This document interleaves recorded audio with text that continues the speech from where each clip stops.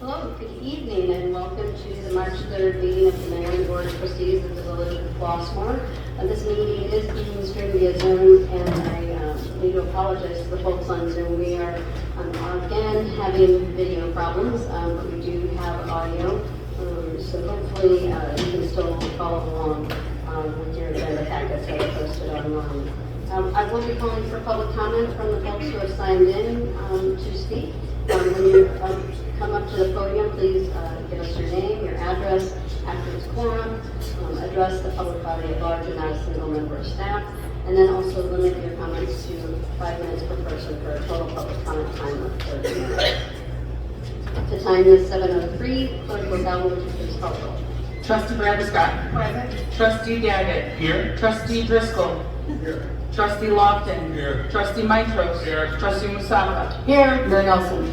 Present. Thank you so much. We have a quorum. First up, citizens present wishing to address the board, and I have Kevin Dorsey. Welcome.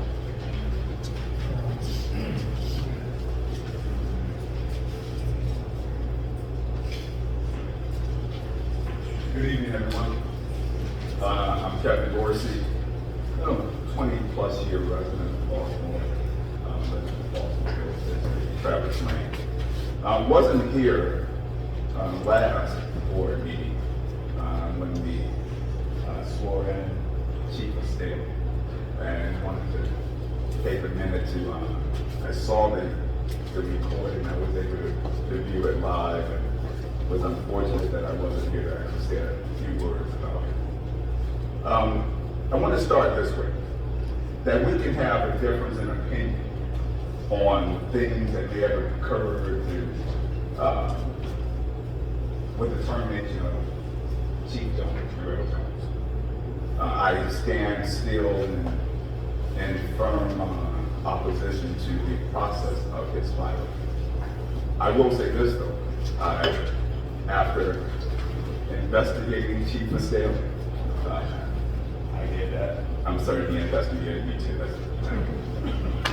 But also after having a conversation with him, I'm pretty confident that the issues that led up to the termination of Darrell Jones, that Carl Estelle, Chief Estelle, did not have a hand in any of that. So as I can stand here in opposition of what may have occurred, I can also stand here with my support for Chief Estelle. I think as a community, a wife is an amazing thing. If no one else claps for you. But I'll say this because I think we need to move forward in some things, right? In all things, but I think one of the things that I've been very outspoken about was the morale of our first responders, our police department. I've had the benefit of a great relationship with the two prior police chiefs. I look forward to having that same relationship with Chief Estelle as I maintain that close bond I have with even our fire chief.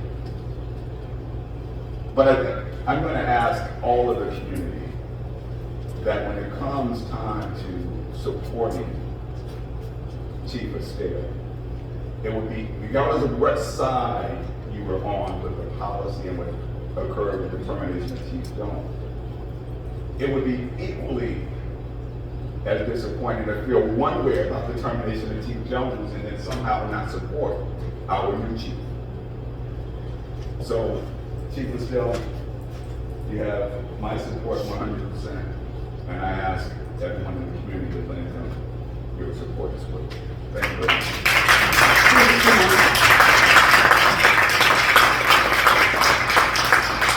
Ms. Andrew Perry, welcome.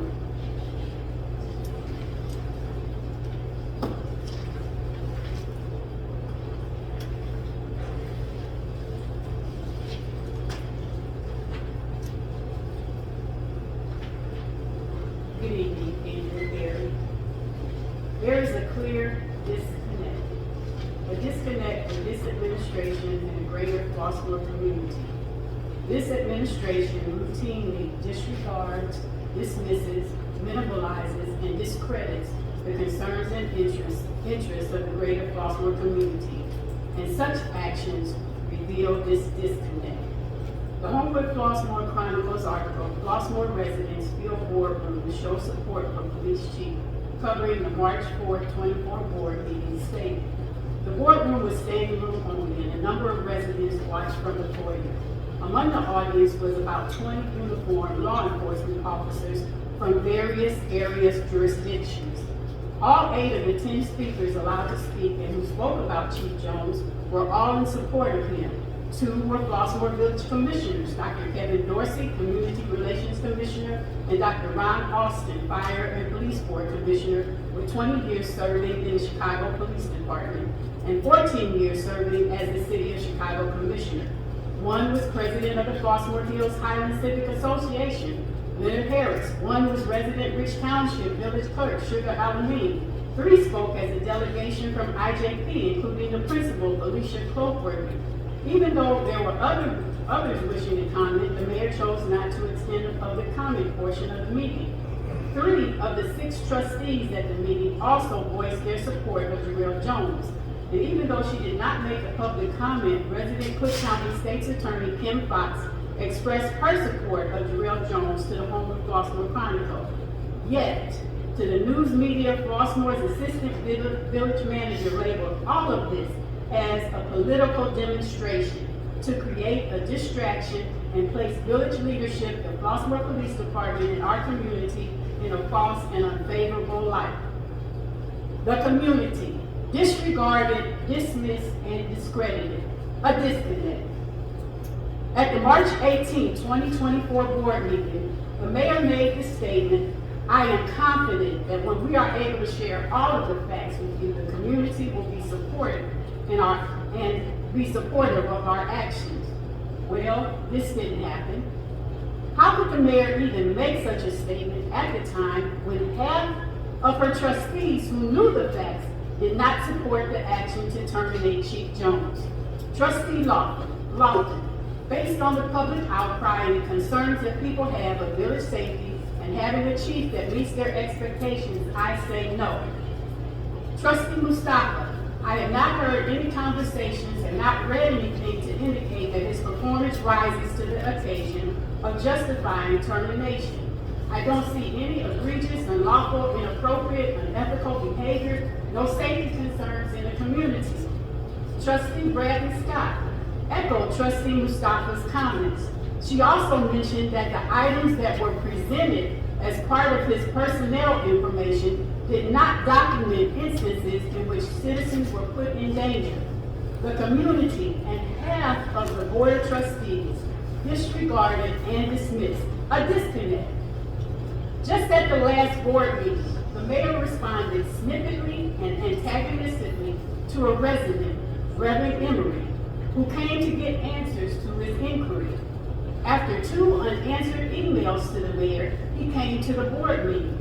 The reason the mayor gave for not responding to his emails: "I did not appreciate your email because it was politicizing."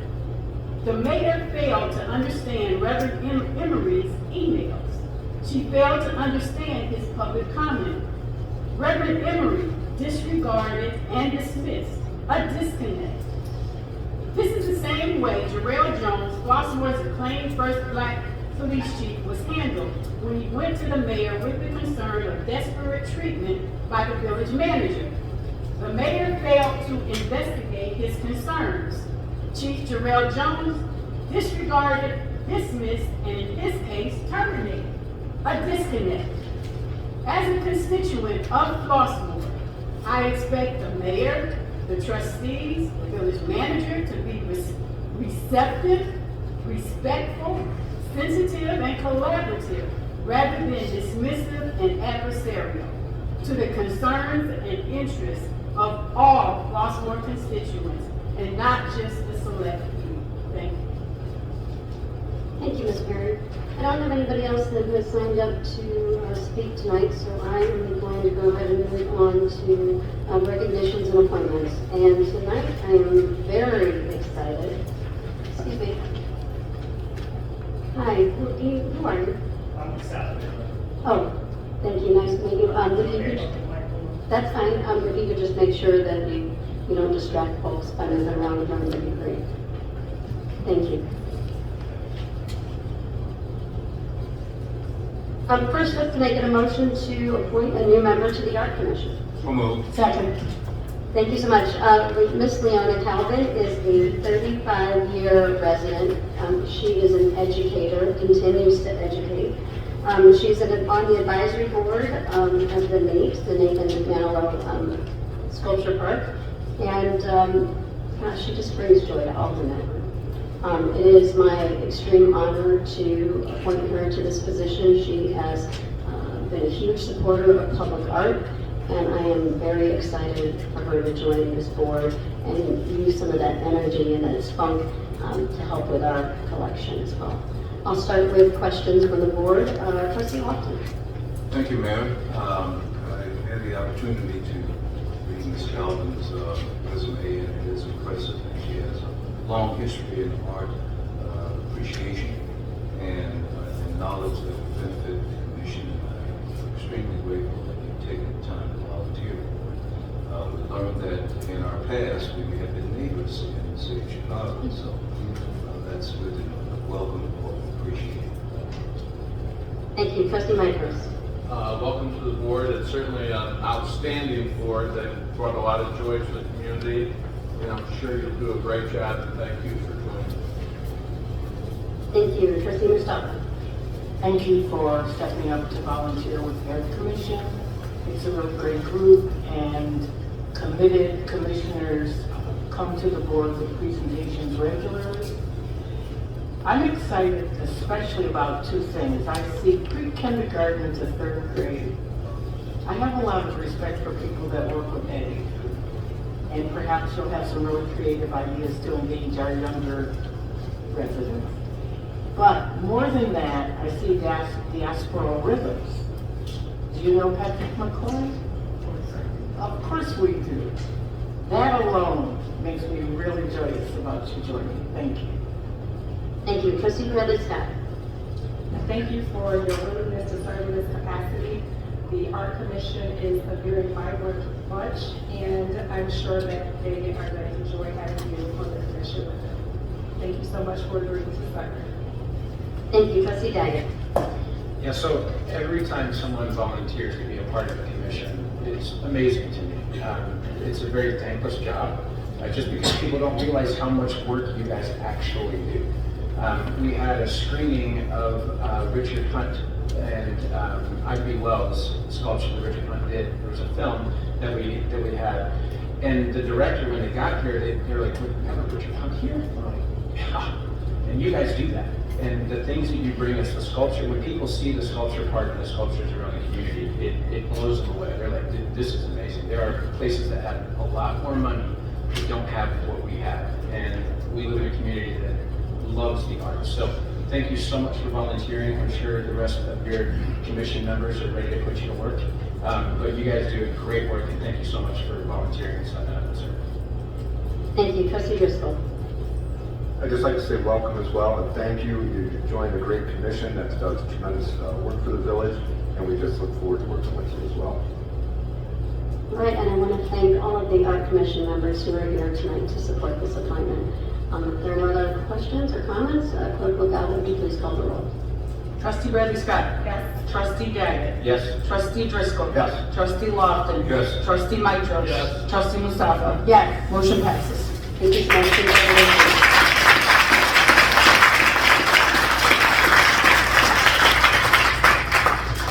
Next up, can I get a motion to approve the appointment of a new member to the Green Commission? So moved. Second. Thank you so much. Dr. Judy Johnson is here. She's had her hands inside probably quite a few folks' mouths who are here today, including mine. She's an amazing dentist, now retired.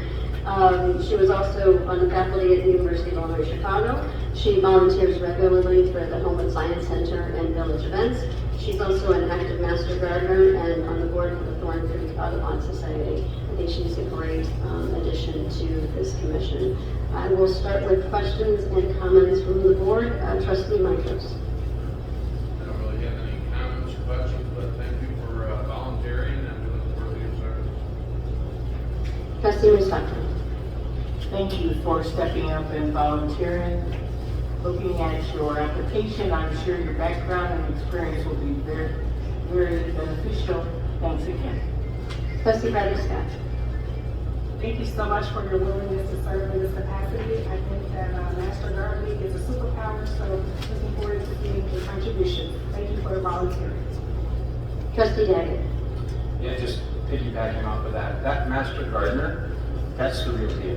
I've had the pleasure of having someone tell me everything that I thought was right and wrong because of a master gardener, and I was like, I didn't even know. The education that I got from them in a 10-minute conversation was like amazing. So that you're bringing that skill to the Green Commission is a great addition. Thank you for stepping up and serving. Trustee Driscoll. I know we have the right person when I saw you on the board at Isaac Walton. I take my dog there about 4 times a week, and I'm always amazed by that. So you do a terrific job at that, and I'm sure you're going to translate that to your work here with our commission. So thank you very much for stepping up. Trustee Lofton. During my residency in Homewood, I had the opportunity to tour Isaac Walton and really appreciate the work that goes on out there. It's a beautiful piece of the world. And Master Gardener, I too am totally impressed by that. So congratulations and thank you again for serving on the board. All right, if there are no other questions or comments, before we call the roll, also would like to thank the Green Commission members who are here tonight to support the appointment as well, so thank you. Clerk McGowan, would you please call the roll? Trustee Daggett. Yes. Trustee Driscoll. Trustee Lofton. Yes. Trustee Mitros. Trustee Mustafa. Trustee Bradley Scott. Motion passes. Thank you so much. Congratulations.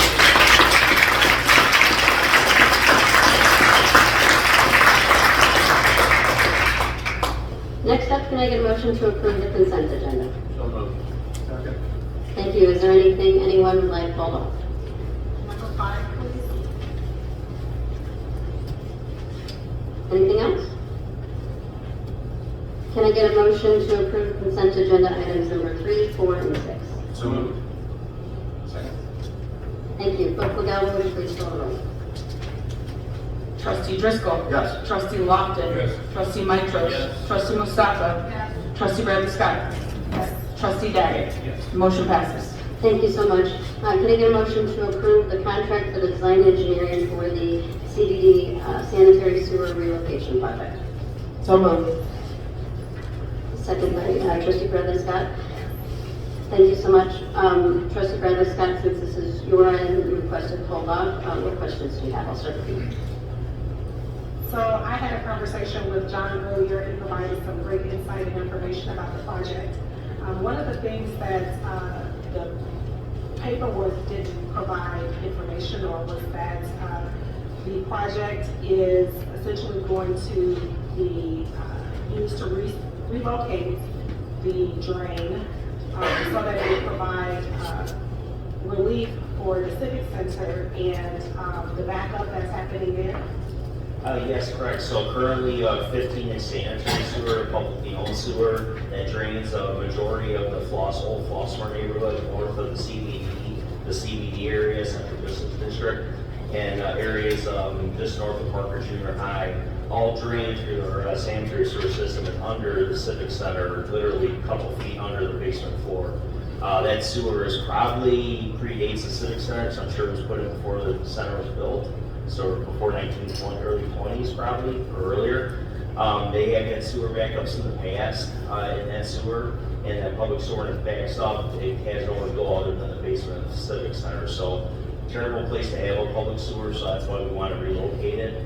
We're not changing where it goes to, we're just relocating it so it doesn't go, it goes from the alley behind the Civic Center, from the merchant line, if everybody knows where that's at, goes under the Civic Center, crosses Sterling Avenue to the sanitary sewer at like the northeast corner of Sterling and Flossmoor Road, and then it connects into the 15 and continues east under the viaduct. And it intercepts other sewers from that point as well. So our plan is to have that relocated so it runs down that alley to the merchant line, west down the alley, and then along the east side of the vacant property, which is formerly known as the Prudy property, but soon to be hopefully doing development there. And then out to Flossmoor Road, and then down Flossmoor Road to the same connection point. So basically just routing it around so it's not under a building.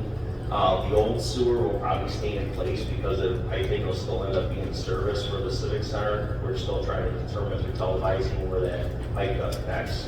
But in the big picture is that all that flow and that sewer is gonna go around it and won't be able to back up into the building anymore. So that's, that's a project basically in essence, and we want to get it done this summer with the CEP project.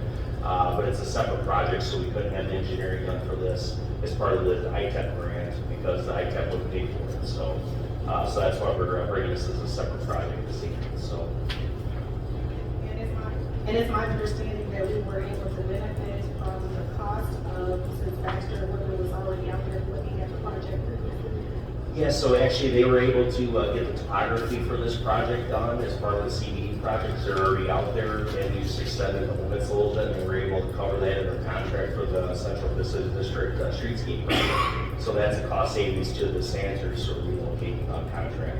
So yeah, so basically with them having that already done, have those plan sheets and topo already done, that's a savings which makes sense to have to do this and continue the design for the relocation. So.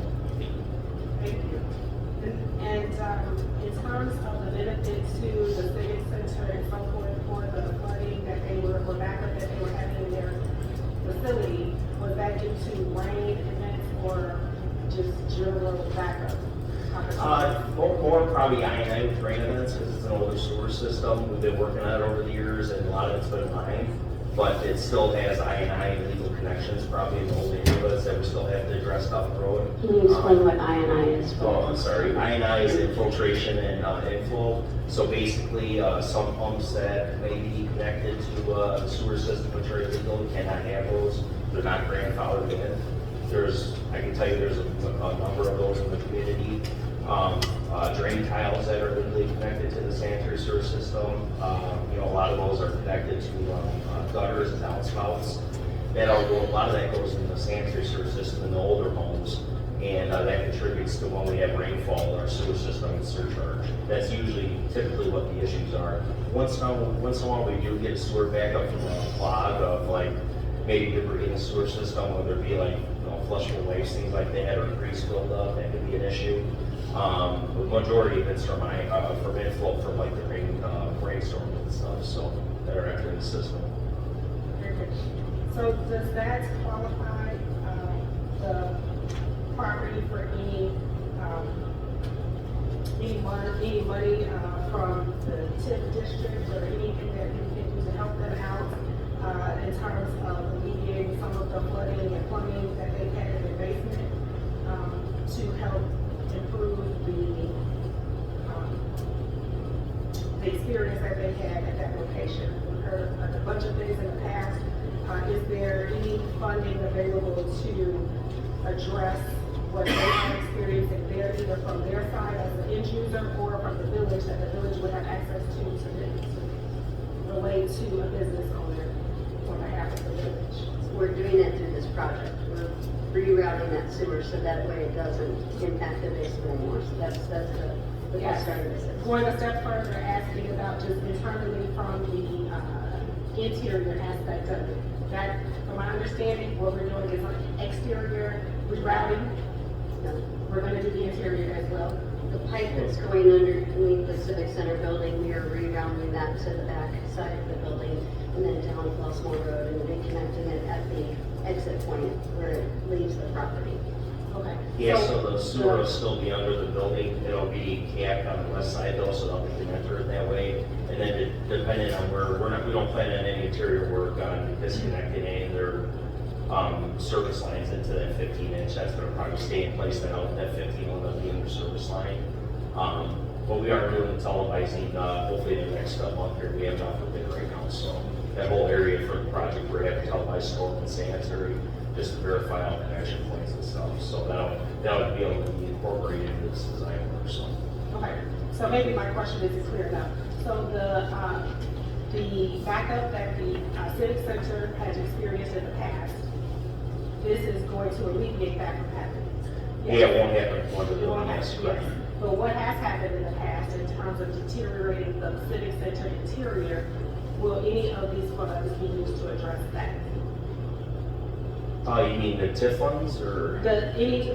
So far, we are looking at this project, and this project is not focused on the interior aspect of the. No, not at all. Right? None of the funds we're talking about here are Exactly. interior work, yes. So I'm asking if there is an opportunity for the village to be able to assist the civic center with resources, because to my understanding, that space is being used for storage, and the businesses that are utilizing the basement won't have an opportunity for backup again, which is great, so I was going to be able to assist them with beautifying and restoring that aspect of the building in the future based on the funding opportunities that we have available or that may be available in other resources. But what he's saying is that there shouldn't be that backup anymore. Correct. So we move beyond the initial backup, asking about the beautification or restoration of the basement space that has been flooded in the past.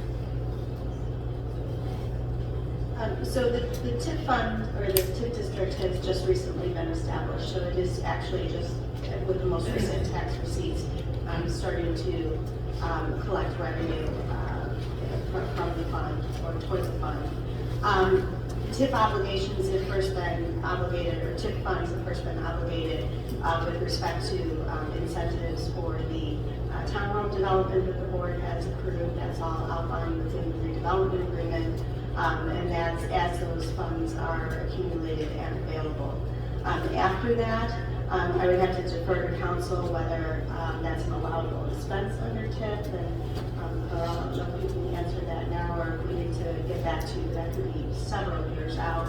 As Mr. Brunke mentioned, may not be necessary depending on the relief they experience from the public improvements that are going to be made. And I'm not aware of any outstanding issues or cleanup or beautification that needs to be done in the basement. So I don't know if Mr. Butler, Scott Butler, and building is aware of any issues outstanding there. The basement is a storage space. It's not a place that's used for public use. It's a private. Are you aware of storage any area. damage in the basement? Other than the flooding that happened over the years, you know. Yeah. Nothing ongoing. It's a concrete basement. Well, it would be like any other basement that the homeowner would have if they wanted to put their own basins in with pumps. They would be up to the landlord there, not the individual businesses. So I don't know what else you could do. So I'm just asking, based on what I've heard from the folks that are utilizing and have utilized the basement space, that it would be great in order to be able to, bring it up to speed, if you will, like finish it or restore it, so that it can, so that storage space can be used further. And so, if it's not something that we can offer, I'm asking if we are able to assist in some capacity. If it's not something that can be offered, that's understandable, but to be able to pour money back into the business space would be great, I think. I don't think that it's going to qualify as a TIF expense, and as far as the village putting its resources into a private building, there's going to be a lot of homeowners and business owners in the community that have had infiltration from the heavy rains. I've experienced that in the previous home. It's not fun, and I don't know how you single out this property. I don't know anything about the building or the history here, so it's all right. Sure. And it's just going to do. And I'm not just thinking about the basement, I'm thinking about anything that we can offer to the business to help them restore, the property. And if there's any funds available, whether it's TIF, whether it's other resources that we could offer, and not at the public's expense, it would have to make sense. I'm asking if that is an option that we have looked at or looked into. I can further add that just on a larger scale perspective over the years, just knowing the age of the building and the intricacies involved in its plumbing situation, and how it's been divided up and chopped up over the years, and just knowing that the guts of it are complicated. You know, I've kept my eye out for opportunities for grants, through whether that be through the county department of planning or other government resources. It's not often that you see government funds available for investment in private business. I know there's some available right now for new development, but not for existing rehabilitation. So it's always on our radar, because you know that is a cornerstone of this community, and you know, trying to be helpful to lead the landlord to a resource if he's interested.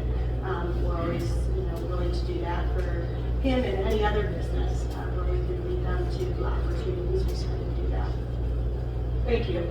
So those are my questions. I'm essentially just trying to figure out how we can, since we have these things going on at this time, we're able to address some of the concerns that have been discussed. Thank you. Trustee Daggett.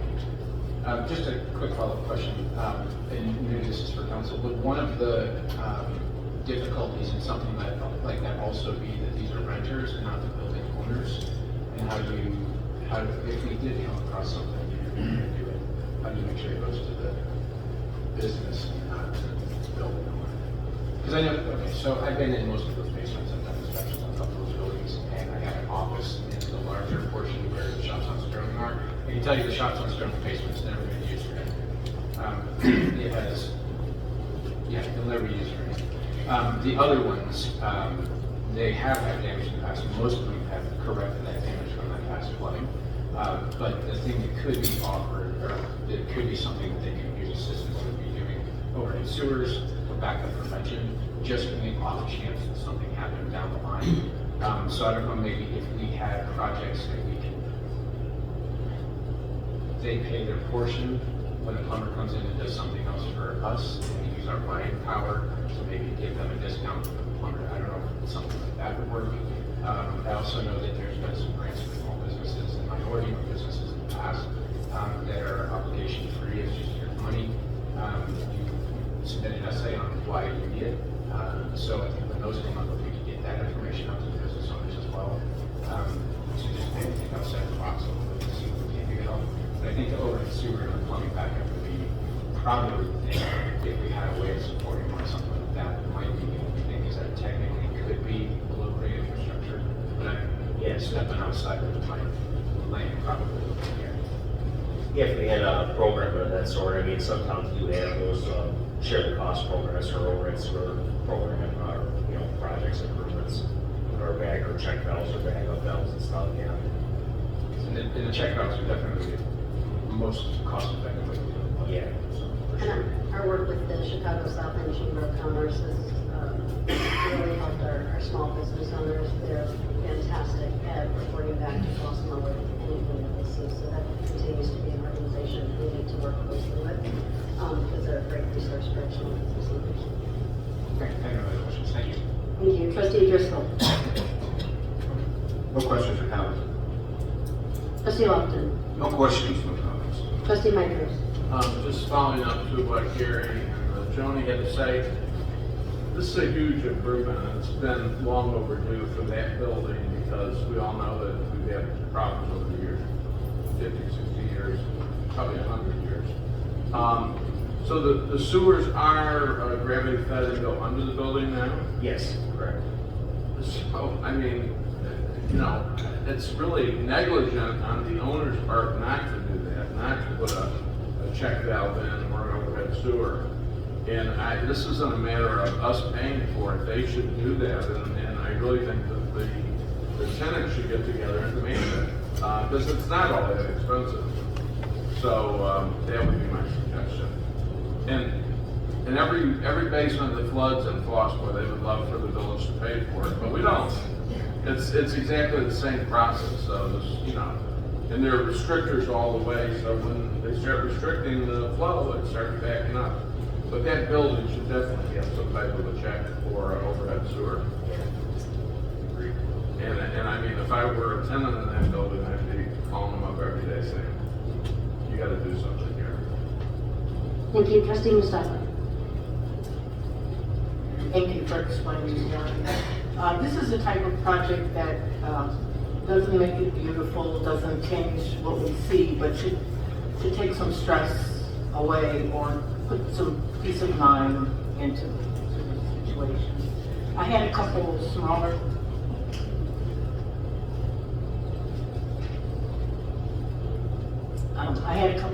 questions. In the body of your explanation, you talk about the project, the sanitary sewer rehabilitation maintenance, which was originally budgeted for $268,000. So by doing this project, it reduces that budgeted amount down to 231,000. Roughly, yeah. So my question is, do you already have in mind a smaller, and it's not a lot smaller project, but you have in mind a project that you'll do, and what was the project you were budgeting for, and what will you do instead? It's a great question. So this, actually that 268 number was 271 in the official FY25 budget under 0821, the sewer fund. And then also in the sanitary, that's our sanitary sewer maintenance budget line. That's for cleaning, televising, sewer repairs throughout the year. And we also have $108,000 in the sanitary sewer rehab fund, the 09 fund. So there's actually more money than that. We held back on any major cleaning, televising work this year because we knew this project was coming in anticipation of keeping some of these funds here to pay for the engineering and hopefully the construction of the whole thing. And then next year we have those same budget amounts to do our resume our televising cleaning big projects next summer, basically. So this money here would get carried over because obviously whatever it was, we're trying to carry over and pay for the construction. This help offset the fund for the relocation work itself. Except, correct me if I'm wrong, it sounds like it's similar to setting aside money for streets and that you have a pot of dollars that you're going to use and then you determine the number of miles or how many concrete squares you can do. So is this similar that you set aside money for televising? Yep. Okay. Yeah, you have televising, cleaning, and also assessment work. So now, on top of cleaning, televising, also you have to do smoke testing, dye testing, that kind of work. And then we also leave some of those money in there for spot repairs, things like that in our sewer system. We've already spent not much this year on spot repairs on things. So we've probably spent about $1,900 out of this 08 fund, and 09 fund we spent about $27,000. So we have 231,500 plus the 108. Yeah, probably more like 80,000 because we spent. So we have a good chunk of money to go towards the project. So when we for talk the construction benefits. So when we talk about the budget later, is that in the budget for 25-26? It's going to be in the 26 budget, the revised document when you see it. I'm not sure if it's in the preliminary tonight or it might be in the next version of it, but we'll have to see. Yeah, we were something we recently talked about within the last week or so. Excuse me, Bridget, do you know if we'll see it in the draft that we have for tonight? I'm sorry. No worries, no worries. Can you repeat the specific question? I was taking a note on something. Yes, that's okay. We have 231,500 net after we take out the money for the Civic Center project. And then Jack said we have About 80,000. 80,000 left. So we have 231,500 plus 80,000 or so that we could use for cleaning and televising. And I was just curious, will we see that total in the budget draft that we have tonight? You have. It's going to be a carryover actually. Yeah, 80,000 in 09. Well, it was 180,000, but we already spent 27,000 Okay. this year, but we're going to carry over the balance net fund on top of 180 for next year. Yeah, that would be reflected in the carryover. Yeah, which aren't going to happen until the end of the month. Correct. Bridget, I can answer this question. This is what we added at the end of last week. So we did create a new line item in 08 for the CBD sanitary sewer relocation, and we did have to reallocate those funds. So yes, it is reflected in the draft right now. So all of it ties together very nicely. Okay. Okay, thank you. Thank you. Oh, I forgot one more. When we go to the Baxter Woodman proposal, under number 8 on page 45, it says, engineer's opinion of probable cost. Yes. Prepare a final opinion of the probable total project cost, including construction, contingencies, etc. So is probable cost the cost that will go into the bid? So basically, once they do their final design of the improvement, then they'll actually put construction numbers. That's an industry term, engineers opinion of probable cost. They call it probable cost because we don't know for sure until we bid what the cost is going to be, but that's based on market prices, current bid prices they use. Like we basically develop any of our estimates, we call it a probable cost, opinion probable cost. So based on the improvement and everything else in the improvement we're looking to do. So that's part of their, they'll do the design and the estimate, so we see what that is before we put it out to bid to make sure we're in where we should be before we go bid it, so. Okay. All right, thank you very much. Welcome. Thank you so much. Clerk Gabor, would you please call the roll? Trustee Lofton. Yes. Trustee Mitros. Yes. Trustee Mustafa. Yes. Trustee Bradley Scott. Before I vote, I just wanted to call out the name of the grant for small businesses for infrastructure with the state of Illinois. So they have a grant available until April 1st. And my answer is yes for this one. Trustee Devitt. Yes. Trustee Driscoll. Yes. Motion passes. Thank you so much. We don't have any formal reports of committees, commissions, or boards, but I just want to give a quick thank you to the Art Commission. There were 16 newly engraved bricks installed in our downtown last week, and there was a big push, and the volunteer was also a big part of that push. Thank you. And also with the holidays, so thank you to everybody who pushed to get some more bricks sold, and what fun seeing them installed and seeing folks go to the circle and look for the bricks. So thank you so much. Special shout out to Nicole for her excellent publicity about this and her support of doing this. It's been amazing. Thanks, Nicole. Also want to give a shout out to Community Relations Commission. They are working on planning the new resident event. Typically it is held in April, but due to some holidays and scheduling issues, it'll be in May this week. It is a not to miss event, so please, if you are a new resident, make sure that you make plans to be there. Can I get a motion to approve the side letter agreement between the Village of Flossmoor and the Illinois Fraternal Order of Police Labor Council on behalf of the Flossmoor police officers? So moved. Thank you so much. This is a sign-on bonus side letter agreement, and we have Chief Carlos still here to present. Welcome. Mayor, members, Madam Clerk.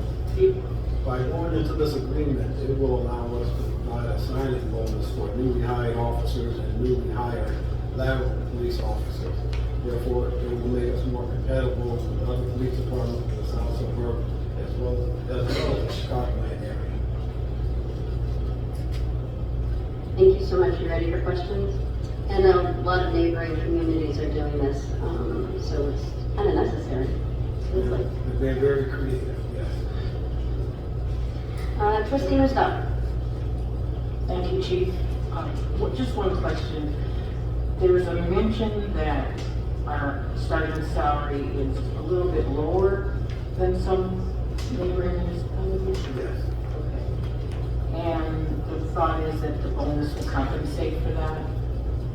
Yes, and because so many other departments are being creative, we're at about 64,450 roughly, and that's much lower than the surrounding agencies around here. We're just hoping, first of all, that won't be pensionable, so it doesn't last forever. It'll be spread out over 2 years. So we're just hoping it'll make us a little bit more attractive if we're trying to compete with those agencies, because many of them are paying up to Homewood, $80,000. The numbers keep going like that, and we're down, about 15,000. So we're just hoping that numbers that we're asking for will stop competing. Is there any other benefit or perk that Flossmoor offers that also help compensate for the salary difference? Our benefits are just about comparable to everybody else. So we don't stand out and we don't stand above as far as benefits. do have in our contract is a step system that's shorter than most others. So we have a 6-step system compared to the longer term. So you can, although we start a little bit lower, you can make up that difference pretty quickly. So that is one of the pros of our contract, makes it competitive. But that starting salary, just like if you're a teacher in the school district, you know, as a non-tenured teacher, you walk in, you're underpaid a lot. Because your negotiation bargaining unit is not made up of first-year teachers, it's made up of members of the, teacher faculty who are more tenured. Same thing with police, any union is not negotiating for that first step. So sometimes that's not accounted for and being addressed in those negotiations. But that is the positive of our contract, is that it's a shorter step system. It makes it a little more competitive. Thank you very much. Thank you, trustee Featherston. No questions. Thank you, trustee Daggett. I did have one question, maybe two. So when it says the amount of the bonus is between $5,000 and $8,000 in its sole discretion based on experience, training, and suitability of the candidate, is there a set criteria for who gets 5 and who gets 8, or is it something that you're looking at a candidate and making decisions based on what their experience is? Like I'm sure someone coming straight out of the academy is not as qualified because they don't have enough under their belt. It's going to require training for them, as opposed to maybe a 3-year lateral. Maybe they don't have as much. But is there an established criteria, or is that something that? No, not right now. It's at the building's discretion, but a hypothetical is that you hit most of it on the head. For example, a new police officer, they would be at the minimum. Say we're going to give it 4 levels. The brand new police officer that has to go to the academy, he or she would be at the lowest level. The next people would be those who are laterals, or who don't make lateral because they don't have 2 years on. So what if they have 1 year in a very good police department and things like that? So if they don't have the 2 years, they can't be considered a lateral force, but they have more experience than that first person going to the academy. The next step could be the actual lateral, who has 2 years and good experience. That could be like the 3rd level. Hypothetically, the 4th level could be that individual who has 2 years or more, 6 years with a lot of experience, who has detective work and experience like that under their resume. That would be the type of officer that we would give the highest amount to. Great. The only other question I have is, so I think I understand that doing the 1/2 of the bonus and then the rest on completion. So when they get the bonus, there's nothing in this that says they have to give it back if they quit in 6 months. No, and they only get the bonus the first half after probation, which is a year. Okay. And then they get the second half the next year. So we've got to stay 2 years to get the full bonus. Okay. Which seems like that's in our benefit to encourage them to stay as long as possible. One of the questions that was asked is what other incentives do we have? Honestly, our residents in our community is a pretty amazing place to do police work. As I've had some conversations with those who are actually doing it, they love it. So that's another thing that you can't really see until you're actually out there doing it. But hopefully, as they talk to some of the officers we have about that move, they say, well, yeah, it's good. So thank you for the work you put this together. And yeah, it's fun. Thank you, trustee Driscoll. Thank you, Chief. Excellent presentation. I kind of have some questions along Gary's line, which you knocked out the park and explained it to me. So I'm definitely in favor of this to keep us competitive. Thank you, trustee Lawson. Thank you, Chief. The probation period, I think I heard you say was a year. Yes, sir. Now, does this 4-step process, consistent with village manager stated, does that fit into where the range of the 5,000 to 8,000? Does that have anything to do with that? No. It's not. The 5 to 8, that would just be at the discretion of the village and where we think that experience fits. Right. But that has nothing to do with where they're coming in. And that occurs after that year of probation? Yes. Thank you, trustee Marcos. I'm in favor of this. It seems to be a pretty good idea. I know it's competitive to find officers and we need to stay competitive, so thank you.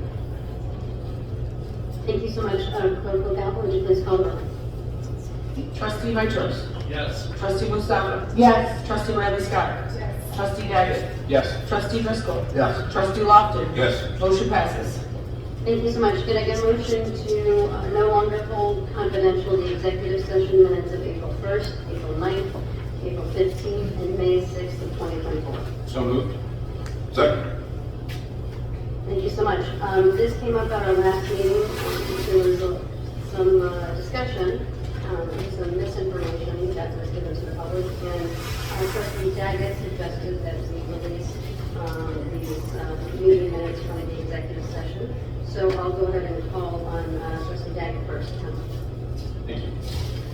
Under normal circumstances, I do not think that releasing executive session minutes is a good common practice, because I believe we need to protect the integrity and purpose of the executive session, so the board and village management can speak freely and openly without hesitation or hindrance regarding sensitive issues related to personnel matters, village-owned property, pending or potential legal matters, and other items that are qualified topics for the board to discuss in closed session. That being said, because of the doubt that has been cast on how we conducted ourselves during the hiring process of Carlos Stout, I believe that it is in the best interest of the community and the village to have these minutes released. These minutes, which are a summary of the closed meetings, offer direct answers to the questions raised about the level of discussion, specific details on what was discussed, and the depth and care in which the board and village took to ensure a complete, thorough, and proper process. Thank you. Thank you. Trustee Driscoll. No, I would just say, given the apparent divided opinion on what was actually said, we have a clear record of what was said in favor of release of the public. Thank you so much. Trustee Lofton. I'm in favor of it, mostly clear up any misunderstanding that we have provided, and it is an act of transparency that we all deserve. Thank you. Trustee Mitros. I agree with everything that's been said. I'm not typically in favor of it, Gary, like you, but in this instance, I think it's needed, so I'm in favor. Thank you. Trustee Mustafa. I'll start by first saying thank you to Trustee Driscoll for characterizing it as a difference of opinion. And I approve the release of the minutes. I do want to ask a question. Are the recorded versions of the minutes available if a resident would like to listen to them? No, they are not. They are maintained confidential for at least 18 months. With, under Illinois law, the only time that they are released and the only individual to whom they are released is a judge who is making a determination of whether the Open Meetings Act has been violated. So there has to be a complaint with respect to that meeting, and then in camera, in private review, the judge gets to read those minutes, but no one else. So they can't be FOIA? No. Okay, thank you. I approve the release of the minutes. Thank you. Trustee Bradley Scott. Thank you, Trustee Daggett, for bringing this matter up forward and suggesting for us to review the executive session minutes. I am in support of releasing the minutes as well. And I did talk to the assistant village manager both about this, and we had a differing comment than what the attorney said, so I just want to clarify that. Yeah, I talked to the village attorney, and I think we're a little confused on the recordings that they could go to a vote, a different agenda item to be released, comparatively to the process you just told us. So, just a little confused on that. That's because I am in support of giving the audio release. I think it would be very clarifying for everyone to hear that. So if it is up to the board to release those audio, could you address that if we're able to come to a consensus?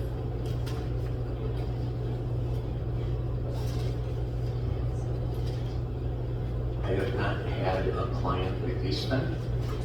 The question though is whether you could, if you so desired. Since I expect and Kathy Orr said if the board really wants to release them, they can. Is that what her opinion was? Kathy said it would be a separate agenda item. Yeah, it couldn't be done tonight. Correct. So how about Kathy and I have a conversation and make sure we have a firm opinion on it? discuss that at the next meeting, or we can get it to the next meeting, we'll get the answer to. Are we able to have them come out as a combined unit? Because I think it would be helpful if we're able to move forward on this matter for the public, whatever that process is, if they're FOIA in the minutes and the recording, that they would have access to those. Now, under a FOIA, they would not be released. So what is the It would be access that the something- public would have? How would they get access? If it were lawful to do so, and this board as a whole determined that that was appropriate, how you release them would also be up to the board. Whether you say only those people that file a FOIA get them, or whether you post them on your website. There are two options that come to mind. I'm fine with that. Yeah, and that would be a policy issue, assuming it's lawful to do so. Thank you. Thank you. Clerk Locale, would you please call the roll? Trustee Musaffa. Yes. Trustee Bradley Scott. Yes. Trustee Daggett. Yes. Trustee Driscoll. Yes. Trustee Lofton. Yes. Trustee Vitra. Yes. Motion passes. Thank you so much. Next up, we have a couple of exciting discussion items. One is more exciting than the other. Sorry. We are talking about Flossmoor Smokehouse tonight. This is a piece of land, a piece of property that the village now owns. It was donated to us back in 2021 by former owners who have moved away. We have resident Chef Juan, Ariam Ciengo, and we have Chef Juan Kim here. Mr. Kim has an excellent track record of successful and delicious restaurants, and he's developed quite the following locally due to his incredible food and his support of charitable causes like the Center for Food Equity and Medicine, the I Can Dream Center, and the Ingalls Foundation. So he doesn't have a business here, but he's already making a difference here, and now he wants to put down roots. And we're just thrilled to see them both tonight. One of the two of the items that they're going to be asking the board for are incentives, including land and a Class A tax abatement. So I want you to keep those items in mind as we go through the presentation. Do you have anything to add?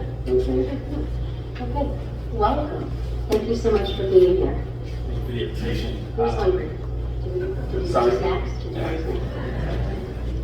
Those just come pending today's conversation. So, my name is Ayom Ciengo.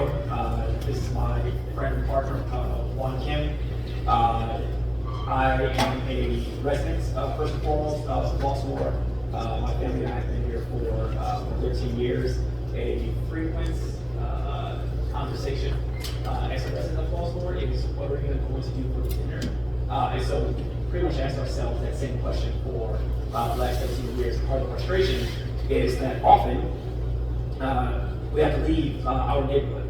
And as you travel through the village, one of the opportunities that has sort of come more and more into focus has been a particular piece of property at 1975 Governor's Highway. Obviously, we first saw it when it was a nursery, right? Very exciting, and then watched it not be a nursery for the next sort of decade. And in a lot of conversation with Juan, who first frankly said no. We talked about what we could do at Flossmoor, looked at a number of locations, and really, frankly, fell in love with this location. I'm going to go as fast as I can. With this, the idea behind this is to bring high quality, food, right, cuisine. Everybody, I hope, loves barbecue, but also everybody hopefully loves culinary artistry, and that is really what Juan has been doing at two of his locations. One is Kimsky, which has been in business for the last 9 years. It is in Bridgeport. If you have not been, you should stop by. It's an excellent Korean, Polish fusion. It's frankly delicious. I'm not just saying it because I know Juan. They also have a great bar attached to them, great music, right? The way that Juan and I met was actually in a speech class, kind of like this, at Columbia. in which we both were sort of looking at each other like we'll never need speech ever in our lives. And look at where we are today, making a speech. And so outside of speech classes, we also threw a bunch of parties when we were younger. And we always have come together around bringing people together, galvanizing folks around good music, around good food, and just enjoying life. And that's what we intend to do with this. We looked at a few items. Number one, the South Suburbs lacks, by and large, diverse family and community-friendly dining experiences. For those of you that know me, you know that I've got a family of 4. If you don't know me now, you know. And one of the things we're always looking for is something to do, whether it's inclement, whether it's nice outside, you really want to be somewhere, having a good time, enjoying food, enjoying company, and don't invite a friend, right? Have a good time, and now we're talking about something. So there is a lack of enough places to do those types of activities, and that's what we want to bring to the Southland, to Flossmoor. We also want to do our part to make sure that individuals don't have to travel out of our enclave to go somewhere nice. I'm not going to pit our phenomenal village against any other towns and villages. I think we all know what I'm talking about. Having to leave Flossmoor to go somewhere else, to see that economic leakage, right? Putting your dollars where they're not going to have benefit is really an ongoing challenge. And so what we're standing up is a solution to confront that. One of the things that we feel strongly about as well, not only have I been in this world, I've also been last almost 20 years involved in economic community development. One of those things has been bringing jobs, right? So whether we are bringing jobs to the south side, to Chatham, standing up 1,000 seat customer care center, working directly with Discover Financial Services, or going into Inglewood and standing up a direct location where folks can access jobs and careers, feel very strongly that those of us who know how to do this work should be doing it, and that's what we want to bring as well to Flossmoor, is an opportunity for folks to become gainfully trained, excited about what the restaurant business can do for them, and be on their pathway to economic inclusion. We see that our business at the center of three main ideas. The first is growing market demand. So part of our research has been there's a growing interest in barbecue, right? That continues to be something that consumers are looking for, frankly, across the nation. Communities, villages, towns, what have you, are on a constant look for community connections. Is there a place where we can come together, stand up, a place to socialize, have food, have a drink, and lastly, we believe very strongly in being able to be the drivers of, again, economic impact. Just so you know, as we think about this is a map of several counties, including Cook. What you see at the top are the 2 existing locations. Again, the first is Kimski on 31st Street. The second is Lilac Tiger, which has been around for nearly 2 years in Bucktown. What we are proposing is that we'd like to bring 2 actually restaurants. What we're talking about today is one is the Smokehouse. We'll be doing American barbecue, again on that 1.5 acre site over on Governor's Highway. This is a quick snapshot of just sort of the market at large. So we start at a super high level. We're talking about almost 10 million people who are in the market. But when you talk about a more realistic, obtainable or serviceable market, we're talking about nearly 600,000 people in the Southland that could be customers of this site, and that's who we wish to serve. We took a quick look at who our competitors are. Quite frankly, it's not a crowded space. And so we believe that bringing this to Flossmoor, number one, begins to get at the demands of what local residents are looking for as they spend their time, spend their money. But also the competitors that would be close enough to us are actually pretty far away. So we talk about people having to leave the village to go get similar food. We provide that to them here.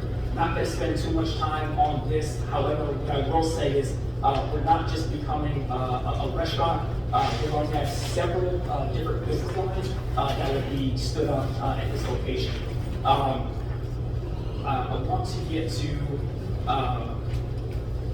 the site. So again, we are currently zoned B3. For those of you that would pass the site, we intend to keep the current structure. We believe it has some significance to those that live here. We don't wish to tear that down. We actually wish to redevelop it. For those that are familiar, I do have some experience along with my partners in other parts of Flossmoor, taking existing buildings, redeveloping them and getting them back on the market into livable enclaves. So we would do something similar here. What you'll see here is our phased idea, and let me go to, yes, this here. So these are architectural plans put together by President Mike Mattis for living room. Eventually what we look to do is sort of turn this side around. So what you see here is enough space for, actually I'll do this one, sorry, enough space for a phase 1, 34 cars. We will take the current existing building, redevelop it into a smokehouse and restaurant on the inside. We will put down a patio that will have fire pits, it will have additional seating, and then phase 2, as the business continues to grow, we're going to do a covered bar, and we will do an outside entertainment area, i.e. a stage. We can have local performing acts, DJs, etc. We'll also have some entertainment to your right in this picture. What you see there is a couple of cornholes. You see a playground, and for those who want to get dirty, we've got some outdoor volleyball.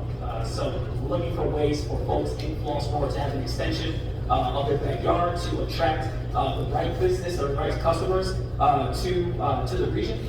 Essentially have a place where residents can come together, have a good time, have some good food, have a drink, and just enjoy being residents of Flossmoor. What you can see here is another street level view of what this will look like once we have our way with the property. So as you can see, you'll enter in from Governor's Highway. There will be enough parking for folks who are here. The existing site will be extended, so we've got outdoor dining, in addition to indoor dining, and then on the bottom you see some of the renderings of also phase 2 with the stage, the outdoor bar, etc. We have a rough project timeline. I won't spend too much time here, but to say we've got an aggressive timeline that if and when we have the property under our control, we are then able to work with local funders to secure the funds that we need to put this project into play. One of the final things that we have are requests. So to ensure this project, due to the fact that this land has been sitting unutilized and or dormant for at least the last 10 years, one thing that we are requesting is assistance in acquiring the available land at 19725 Governor's Highway. We are also requesting a reduction or waiver of builder and development fees within reason. We are looking for property tax stabilization over the next 30 years through a micro 8 tax abatement, which is something that's available to many businesses across the state. We are also asking, I'll skip through a couple of these because some of these are removed, so sorry if they kind of messed up the version. We're asking for fast track permitting and a dedicated village liaison. So as we get this work done, we want to make sure that we don't bump into delays, which we actually don't see as being a huge impediment. Obviously, we want to have a close relationship with the local police force, right? We want to make sure the site continues to be secure and usable, and so we will want to work directly with the police to make sure that it remains so. The last four are pretty easy. These are things that are ongoing. We feel are pretty approachable asks. Number one, to be included in co-marketing for the village. So the village does a very good job of talking about local businesses, making sure that folks are aware of what's happening in the village, and we should be included in that. We are on revising number 11, so just priority consideration for funding that we may come across. So strike contracts is really more about any funding that we want to use, right, to continue to improve and enhance the site. In addition to the fundraising that we will do, we want to be included in those conversations. which leads into number 12. And then to let everybody know, we do anticipate a 12 to 24-month timeline, roughly, once we have the property under our control. And I think that is our last and will serve some time for questions to be made. Thank you so much, really appreciate it. Your presentation is absolutely fantastic. One of the things that you and myself and village manager Wachtel have batting around are grants for this project. So we will continue to share those opportunities with you, and then also any type of support that we can give you for this location and this project that we're experiencing tonight. We will continue to do. I'm going to start with Trustee Driscoll, and I'm going to ask, would you be interested in conveying the land to this group? Would you be supportive of a reduction of building and development fees, and meaning only passing through costs that the village incurs from outside folks who are inspecting the property and whatnot? And then also, would you be in support of a Class A tax abatement with a make-whole agreement, which we talked about at one of our previous meetings? So, Excellent presentation. I'm really upset that I skipped dinner. You guys make me really hungry. Look at your pictures like, this is going to be great. I'm excited.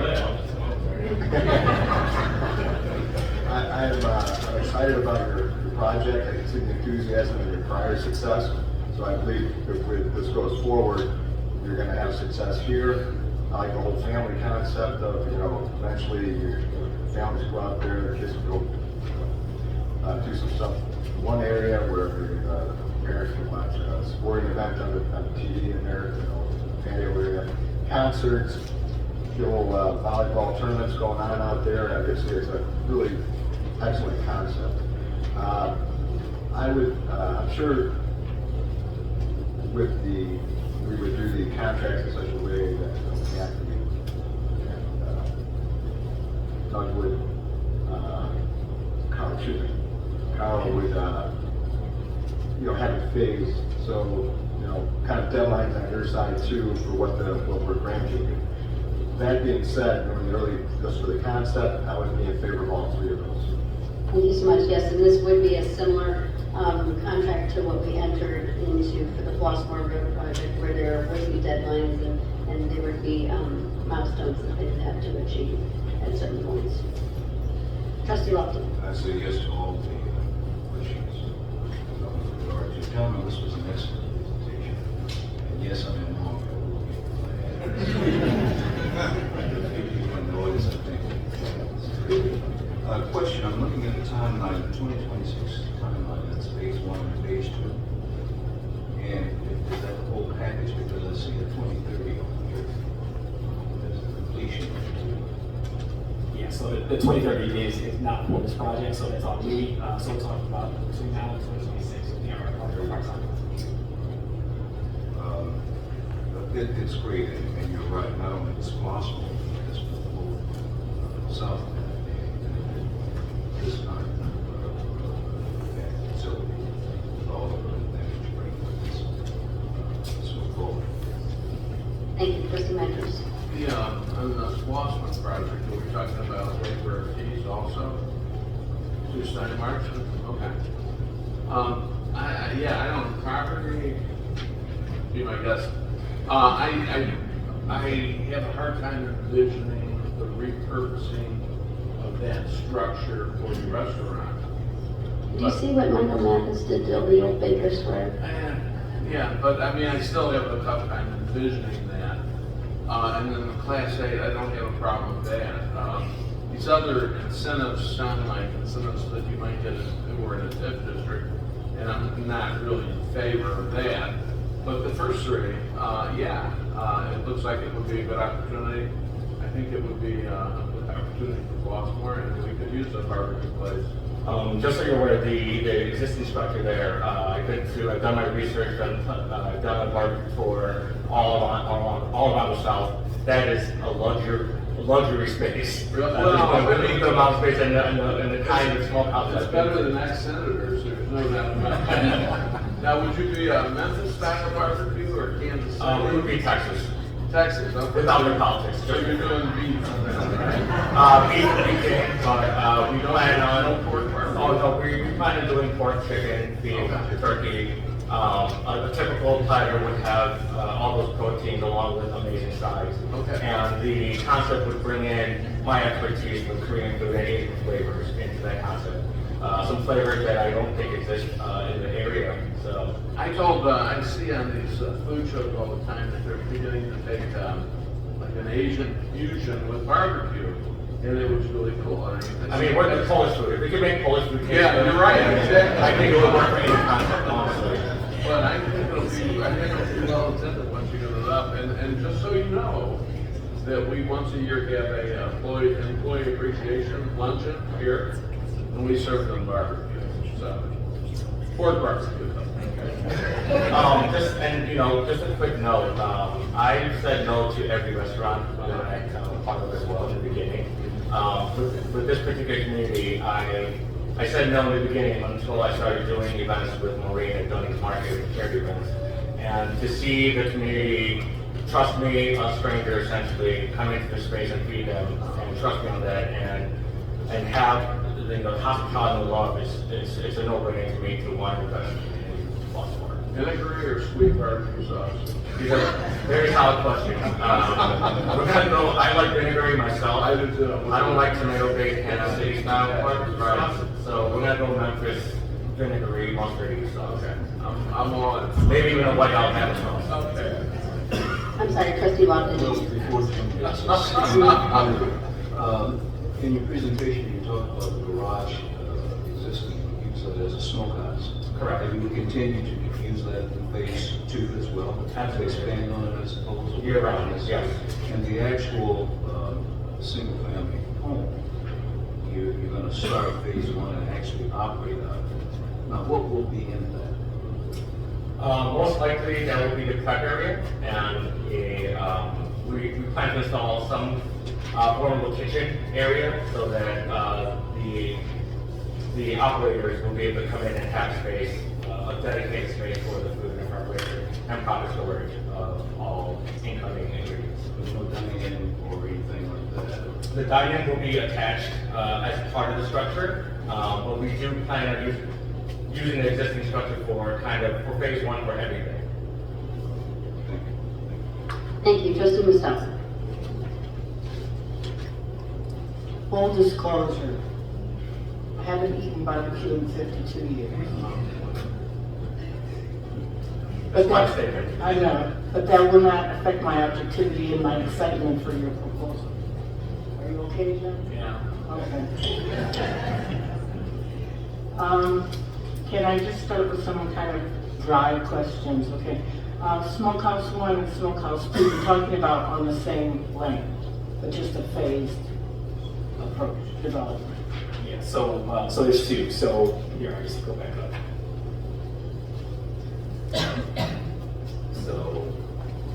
So technically, this is a smokehouse. This would be as we get sort of first location up. So what we're talking about right now, Smokehouse 1 would be on Governors. We intend to stand up a second restaurant within Flossmoor. That would be Smokehouse 2. But it won't be at the Governor's one, I It will understand? not, no. Okay. And what would be, is this proposal asking for these incentives for both? No, just for Smokehouse 1. Okay, all right. And just out of curiosity, if everything goes swimmingly, perfectly well, when would you see the second smokehouse? Roughly 2 years after we get Smokehouse 1 up and going. So my questions are not in any particular order, just trying to cover. All right. So you're asking for some things that I think might be pretty standard.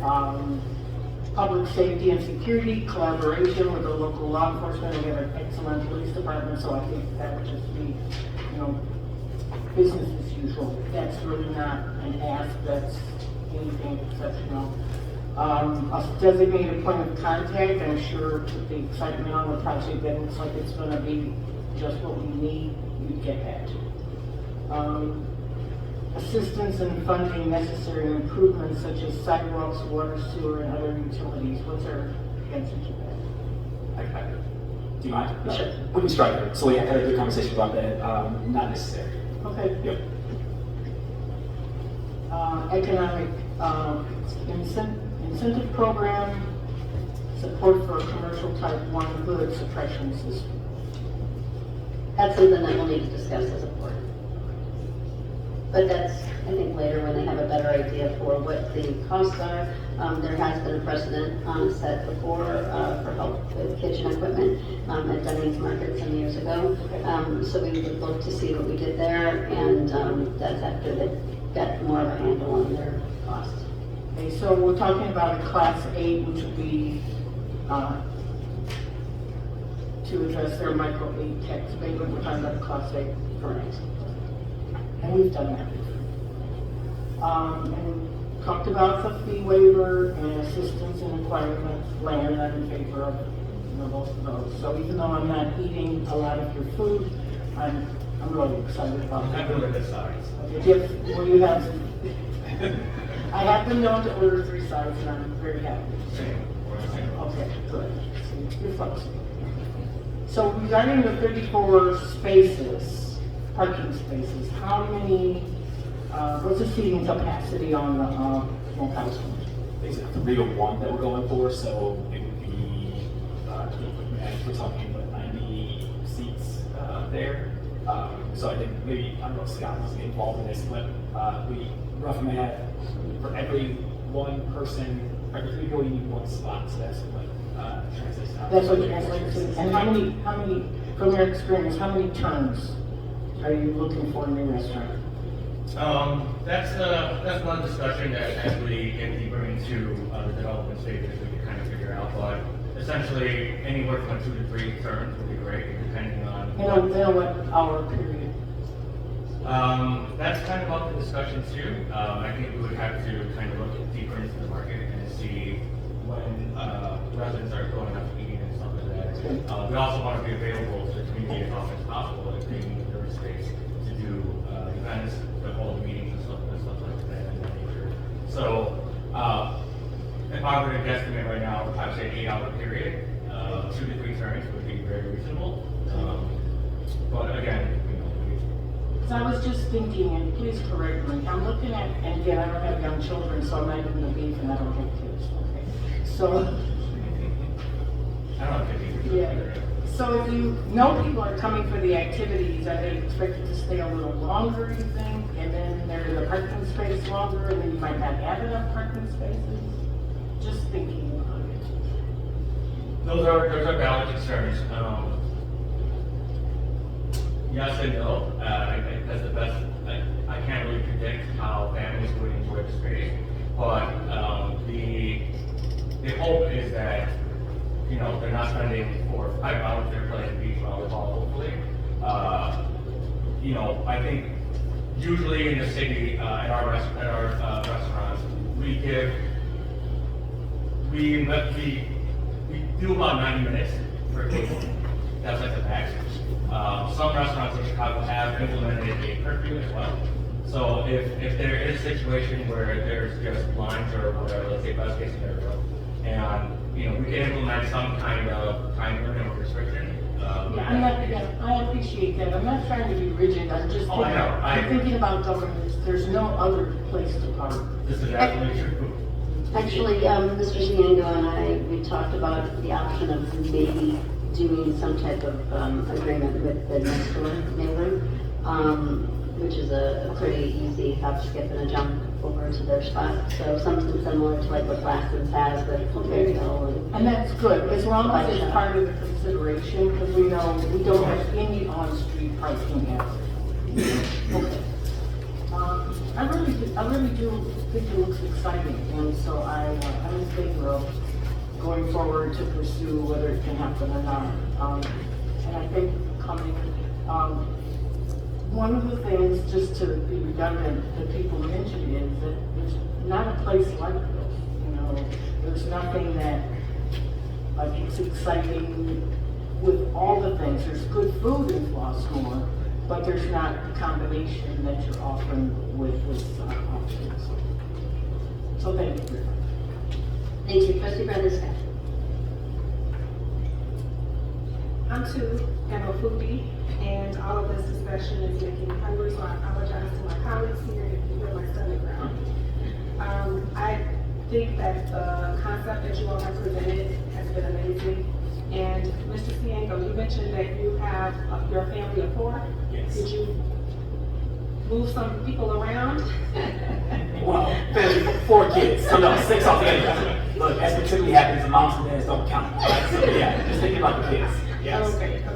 Yeah, I think that it's important to think about some options where we can look at the whole family and, you know, large families, when we take our kids and their friends out. So this sounds like an amazing situation. So I think it looks great. I think what you've provided has been very informative. My colleagues have asked most of the questions that I had. Just going to the number 3 for the micro 8 tax abatement. Is that tax abatement for the 30 years or is it for the traditional abatement of the 12 years? That's the 12 years, then that's what last year. Okay. With a make whole. Say it again. With a make whole. Made whole, okay. Okay. And I'm also in support of providing the space or the land for this project.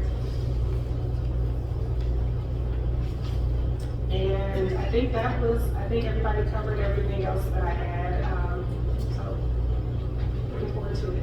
Are you also in favor of the fee waivers that are, the ones that, yes, are coming from within, we would waive those, but anything from outside that we need an outside vendor for consultants, that would be on business, yes. And as well as the police coverage, that would be what we would normally provide in business, not any security for the in-house or anything like that, right? Yeah. Everything else was good, thank you.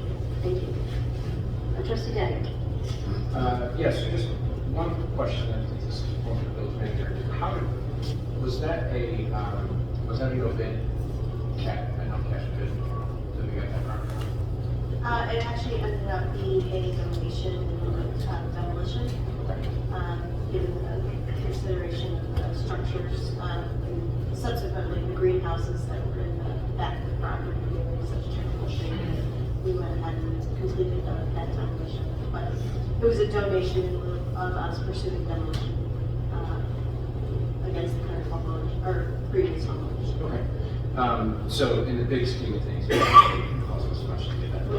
No, it was similar to the no cash bid with respect to the legal costs required. Perfect. And then question for you guys. First off, well, I guess a second off. So my son Josh works at Dunnings, and he raves about you.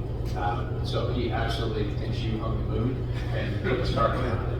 Yeah, and my son's a good character. I pay him. Well, we didn't get into it. So one quick question with the revenue potential, and I know, crystal ball, right? But is it 2.6 to 7 million the revenue potential that you guys are considering this? And I would imagine the 2.6 is for the first phase, and then 7 would be like when it's all done, settled in. Okay, cool. Yeah, I'm in favor of all of those items. I know that the inputs are expensive, so that's something we'll have to talk about at a later date. But I think given the green light to go ahead and see what we put together, I'm all for it. Excellent. Well, thank you so much. We will go ahead and give village attorney Kathy Orr the green light to proceed with the redevelopment agreement, and we'll be in touch with the timeline for that. So thank you. Great presentation. Thank you.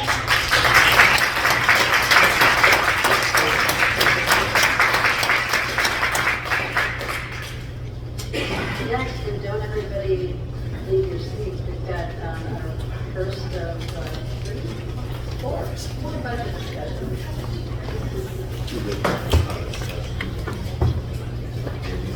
Village Manager Buckton.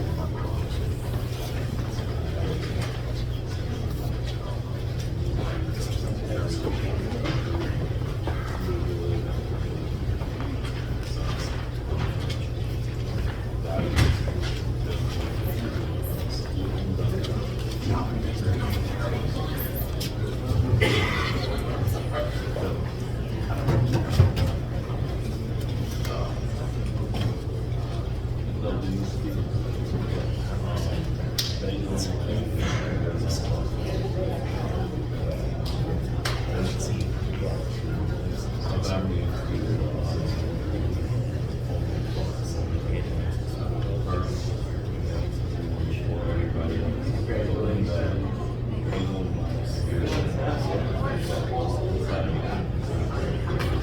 you so much. Tonight begins the first of four discussions on our preliminary fiscal year 26 budget that will begin May 1 of 2025 and conclude April 30th of 2026. Tonight's discussion is centered around two of the village's major funds, our general fund, which accounts for all of our different operations, as well as our water and sewer fund. And I'm also going to highlight our streets and storm sewer fund, commonly known as the bond fund, that kind of leads into the discussion here this evening. A full copy of the preliminary budget is available on our website, and it accounts for all of the funds in the village. Like I said, tonight we're going to focus on a couple of them for this water discussion. So in recent years, I've been starting with the discussion on the water and sewer fund, and usually this is a bit of a sad discussion, as it has suffered from some financial distress over the last several years. We saw a turnaround in this fund following some system improvements in 2013, 2014, when the village invested in some of its worst infrastructure, water main infrastructure, with replacement of water mains, about 10% of the village's system. And we saw at that point in time our build purchase ratio jump from 59 all the way to 80%. And so that was a well-needed investment. But since then, we've continued to fall in that build-to-purchase ratio, and we're currently at 79%. And we believe we're going to start to see that number increase. Some other improvements that have happened since the water main distribution improvements that I referenced is rehabilitation to our Homewood-Flossmoor, which was incredibly helpful, as well as replacement of our large meters throughout the village. And all together, that had a very positive impact on the fund. And as you well know, we just most recently completed the replacement of our small meters or residential meters at the end of late August, early September. And we've immediately seen that bills have increased as more low flow has been captured through these meters.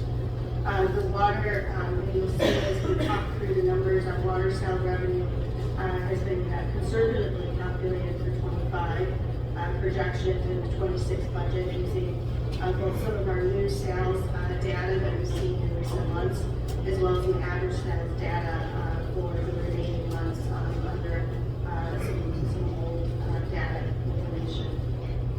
We're currently analyzing our pumpage and billing data for September through February to include in our water rate discussion. So, I do expect as people receive the shocker of those high bills initially, as we accounted for more of the water use throughout the system, I expect that we'll see an increase in conservation efforts as we move forward. But that would also mean a corresponding decrease in what we are pumping from the village of Homewood.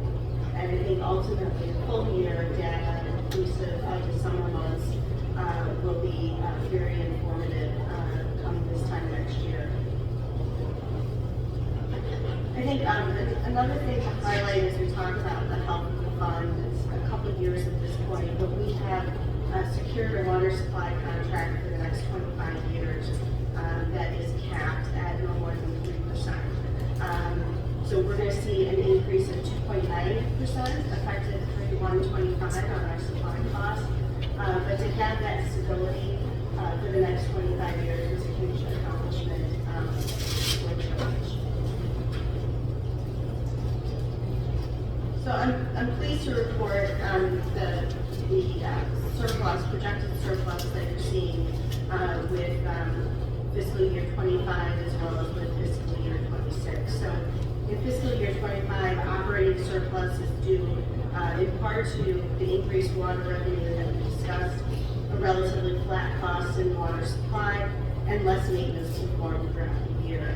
Our water supply and overtime costs associated with repairs are projected to be about $27,000 on the budget, and combined water and sewer sales are trending about $111,000 more than budget. For fiscal year 26, we're budgeting approximately $200,000 more in sales. Can we stop for a question? To go back to the water rates,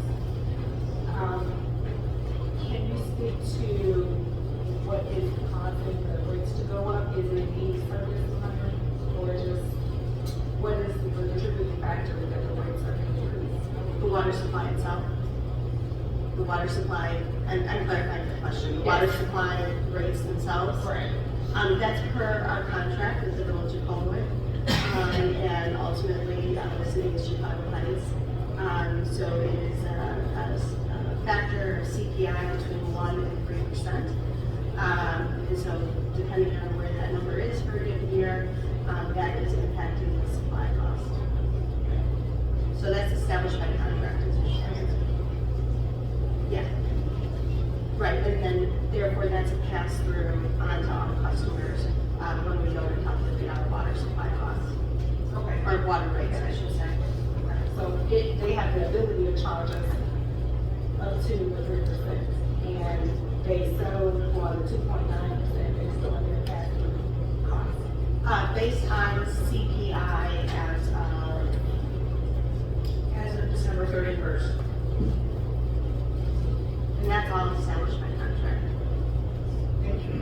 I think what's really notable about that is, for those who follow the water discussion over the years, where now our supply is coming from the state of Hammond, Indiana. Previously, going through the city of Chicago, we saw years where that increase was, 15% or whatever number the city decided to pass through to its customers. So to have a contract that caps that cost was a huge win for both Homewood and Flossmoor. Sure. I think also impacting the expense side of the equation is we're no longer subject to an operation and maintenance costs, which was previous contract with the Village of Homewood. So that's a saving $50,000 a year. We're also in both funds, across all funds actually, benefiting from the inflationary market with respect to our interest income, and so we're anticipating an additional $8,900 more in interest income than what we had budgeted. The other notable point that I'll make, and this will certainly be noticeable when we move over to the general fund. You might recall that in establishing the 25 budget, we had our water supply distribution costs coming out of the general fund because we didn't pay our water and sewer fund to support those costs. That's a three-phase improvement cost over the next 3 years. We're starting that this year with SCADA improvements. We had initially budgeted in 25 about $700,000 of cost for water supply improvements. We had moved a majority of that money over to the water and sewer fund in both 25 and 26 to a tune of about $680,000. And those numbers are sitting in what's presented to you this evening. So that's a huge accomplishment. The dip that you see in 26, that $400,000, That's my question. yeah, that $400,000 deficit, I think you're going to see that, we're going to see that number fluctuate. That's reflecting the project we just talked about this evening, the relocation of the sanitary sewer. We have a plug number in for 26 right now in the budget of $450,000. But certainly as we go through engineering, that number is going to become fine-tuned. But I think this is an excellent picture to be presented before all of you, especially considering where we've been over the last several years. So we're finally getting there. We do some more water main, water distribution, water main improvements. We do need to get back on track with some of that work, but that'll come as we build up fund balance. We want to be able to do that with cash on hand, similar to how we handle our general fund budget. Can I ask a question? You know, again, asking you to pull out the crystal ball. With the current returns that we're seeing on this fund, how long do you think it'll be before we can start talking about actually going forward with some of those water main improvements? Yeah. Okay. You know, as more months of sales occur with these new meters, we're going to be able to fine tune that data.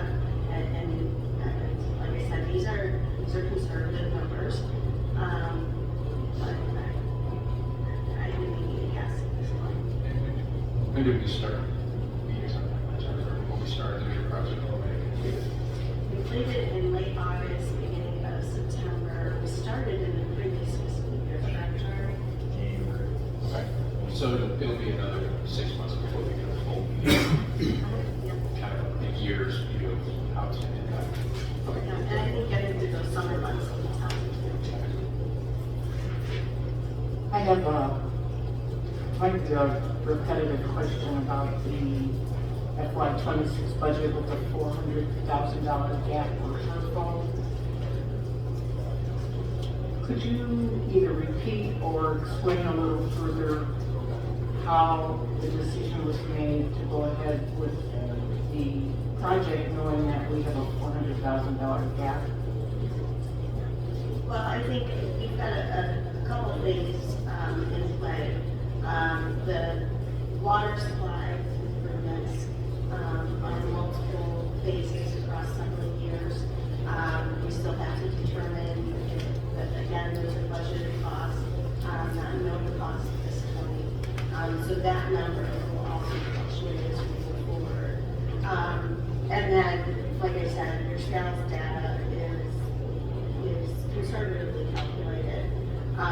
So as we move forward, you know, we think that 450 it's got a cushion in it to be a worse cost. So I don't think that we'll be back to you to say that number a little worse.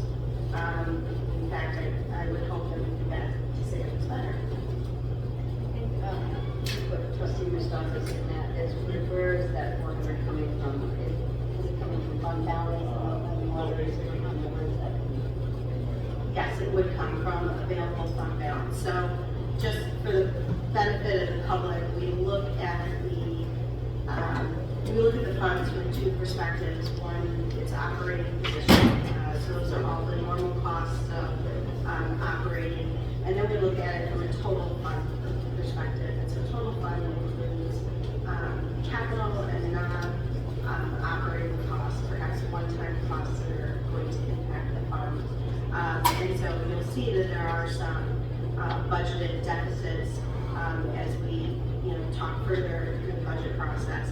And from a total fund perspective, we are drawing down fund balance to be able to pay for those improvements. So at what, okay, I'll back up.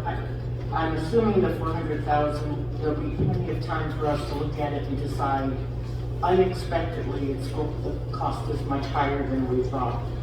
So at what point in the whole planning process would we pull back and say, no, we didn't expect it to be over 400,000, but it is. Will we have those checkpoints along the way? John, do you want to talk about the timeline for that particular project? That project won't be bid till May, so we'll be in the budget approved already before that project's even bid. It's not getting constructed till late June. Probably start, it's probably gonna take about a month and a half. And if the bids come back at 600,000, you can go down. Or make the decision to spend more fund balance to be able to make that improvement. So at our first meeting in April, we'll be going through the finance and facilities plan, and in some communities that's called a capital improvement plan. It includes all of our large capital projects, as well as any big improvements to village facilities, both this complex, public works, and then all of our water and sewer facilities. So we will be actually just later this week sitting down to take a look at projected fund balance in each of those funds. The Senate will talk about this as we delve into the general fund. We'll be taking a look at the projected fund balance as of April 30th, 2025. We'll be setting aside the reserves for policy, that's 33% reserve policy that we set aside. Of the operating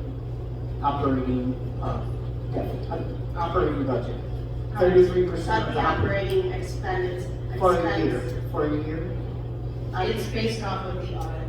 That's our audited expenditures for the year, 33% of our audited expenditures. And that's about $3.5 million in. If we're jumping to the general. Oh, okay, sorry. So it's 33% of the audited operating expenses of the previous fiscal year. Correct. Thank you. We'll then start to outline our capital projects for the next 3 years from what's left of that. And then from there, we always make sure that there's available fund balance. We don't let it down to zero.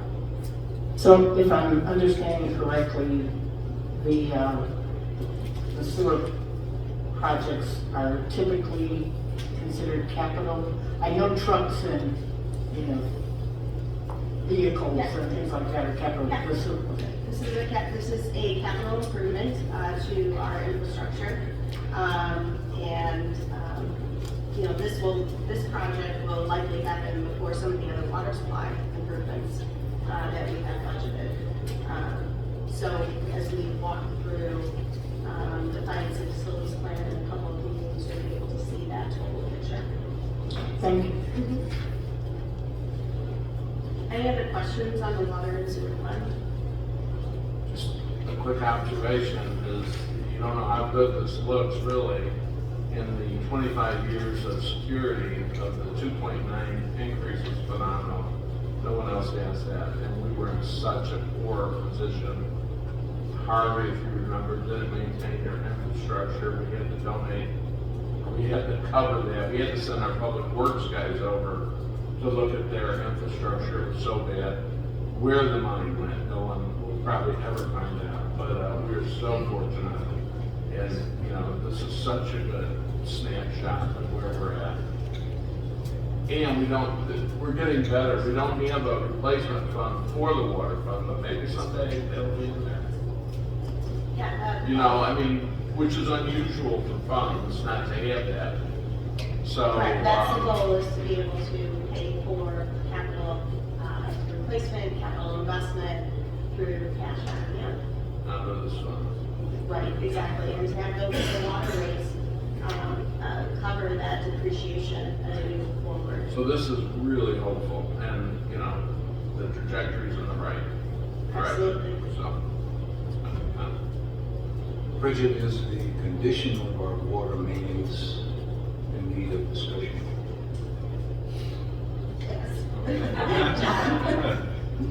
Yeah, and I think some of that discussion, I keep saying this to John, I think some of that discussion will be forced on us as we talk about lead line service replacement. And for those that are in continue to be that remains, that discussion will probably be before us again. So yeah, we'll be prepared to talk about some of that as we move forward. Yeah, it's been 11 years since we've done water main replacements. So certainly there's work to be done.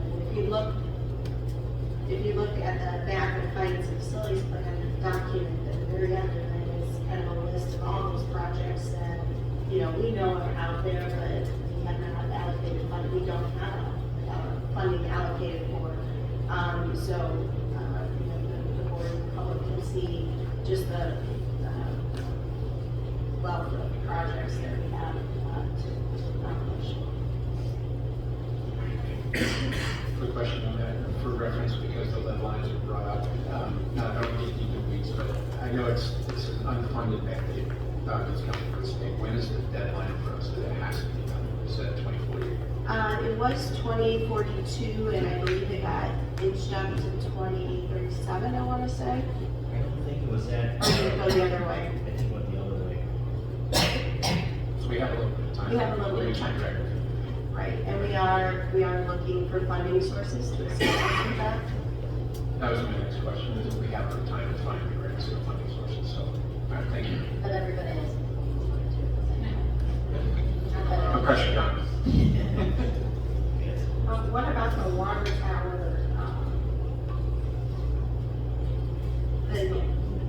What about the water tower being removed and I think we talked about losing water in some capacity. I don't know if I don't remember if it was the water tower or not, but. No, not the water tower. Everyone's so anxious to talk about the finance and facilities plan. So the water tower, you're talking about the removal of the Sterling Avenue Tower. That is earmarked for fiscal year 26, according to the current finance and facilities plan. So we will be looking at that when we're, according to 25, according to what the plan that was adopted in 25. We have that earmarked for 26, and so we will be looking at that as we're putting together the finance and facilities plan discussion for you in April. But I would note that those are contingent on getting IEP low interest loan. So we probably are getting that in 26, probably even 27 at this point. We are in the process of already applying for, we have a pre-accident, but we'll be waiting in line a little bit for that.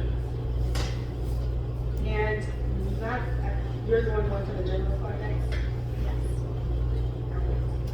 So comments on the water fund? Sure. I mean, I think you have to go back. The reason these, Jim, I think you agree, the reason these numbers are at where they're here now, it looks so promising, is, a tremendous amount of hard work by staff, Mr. Brunke, Kathy Orr, Bridget, to get us from an unsustainable water supply. We had those rates, that were coming from Harvey, they were just random. We had no control over it. They would increase our rates, which we had to pass on to the residents of Flossmoor regularly. To change our water supply over, we thought at one point it was going to cost the village $10 million. Through the efforts of our staff and our attorneys, we managed to pay less than, I think, $500,000 to switch over to the Hammond connection through Chicago Banks, excuse me. We were overjoyed to come to that kind of resolution, really a possible increase for that. So we've been very, very fortunate through the hard work of staff, led by Mayor Nelson and the board's actions, we were able to avoid that $10 million cost. Thank you. Gotta give Paul Warren some credit. Yes, absolutely. Absolutely. We started. So before I get deep into the talk on the general fund, I wanted to highlight the bond fund. And in doing so, we had always talked about completing the Flossmoor Road Viaduct improvements ahead of an additional phase of street improvements. And this is a graphic which looks familiar to everyone. We've used it before to depict the phases of the project. It's been updated to reflect the current plan with respect to fiscal years. This year we completed phase 2, which is the detention basin behind Epical Elementary School. Currently out to bid on phase 3, which the bid is due later here in March. And we're hopeful that we'll be able to start that work in 25 and expect it to carry over to 26. Phase 4 and 5 will both be reflected in the 26 budget. Both have grants associated with them. Phase 4 is the Army Corps portion of the work, and that federal funding, which is not in jeopardy, that federal funding is, we want to keep that separate from the other phases of the work due to the Corps manages their portion of the project. And then phase 5 will bring us down to the viaduct itself. And you'll see that we have several grants supporting that work.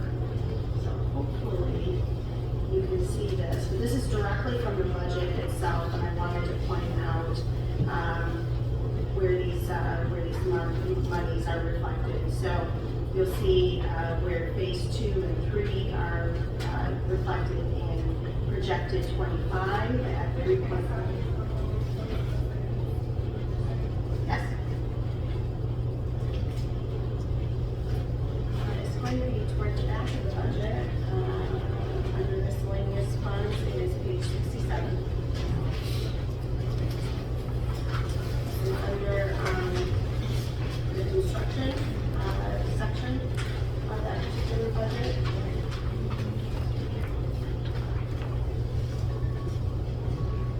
So phase 2 and 3 are reflected in projected 25, and I expect, you heard us mention earlier, this concept called carryovers. So carryovers happen at the end of March, beginning of April. Staff starts to identify those projects or expenses. They tend to be capital in nature or non-operating that won't be completed or received before fiscal year end. And so there has to be an adjustment to the budget. We'll adjust the projected numbers and we'll adjust the fiscal year 26 numbers. And certainly I expect this fund to be one of them. Phase 4 and 5 is an estimated 1.2 million. Again, that those portions of the project have not gone to budget or gone to bid yet. I will mention phase 2 came in about $300,000 less than anticipated, so that was good news for the fund. So should all these numbers hold true, you'll see this available fund balance of $329,000. So what's not reflected are a few things that are still pending. We have one additional state DCEO grant in the amount of $1 million that we're still awaiting paperwork on. So it's our practice that even if we hear a grant is coming our way, unless we know that we have the paperwork in hand, we're not putting it in the budget. So that's $1 million right there. We also have 3 grant application pending. One with there's the alphabet soup, everybody, MWRD, and 2 federal programs, HGMP and a 3rd grant. And so, you know, the receipt of any or all will certainly impact this fund. And also the bidding itself, you know, if the projects or the phases of the projects come in under budget, that will allow for more monies to be allocated toward a phase 2 of street improvements. And so that is not in the current budget. We're going to have to wait and see how that plays forward. I do expect you'll see that highlighted number of 1.7 million fund balance projected for 25 because of the carryover situation. I would expect that number to fluctuate before the adoption of the final budget. I wanted to highlight the discussion on this project and the fund itself. All of our DCEO funding for phases 4 and 5, you won't see that money sitting within the bottom fund. We'll be sure to run that through. We don't commingle that money. So those grant monies will be received and spent through the general fund. Clarification, phase 3 is line 17014732. Is that phase 3? Yes, so for 25, it is phases 2 and 3, and for 26, it's 4 and 5. So depending on how how far we get before fiscal year end with the award of contract and the start of construction, depending on weather. Again, we'll have to look to probably adjust those numbers between 25 and 26.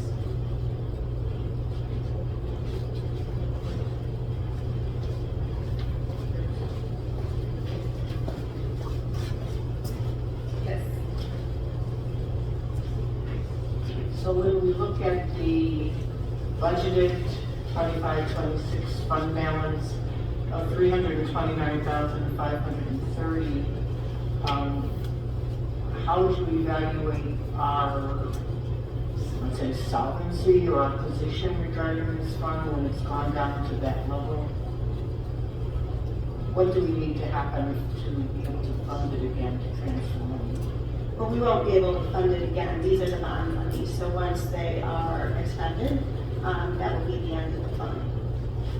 So the only thing that will make that position improve is the receipt of grants, where we're using less bond monies for the viaduct project, which will then free up bond monies for street resurfacing, which was the intent of the referendum to begin with. So for the remainder of the flood mitigation and sewer work in the village, will that just be coming out of the water sewer fund? It won't come out of this fund?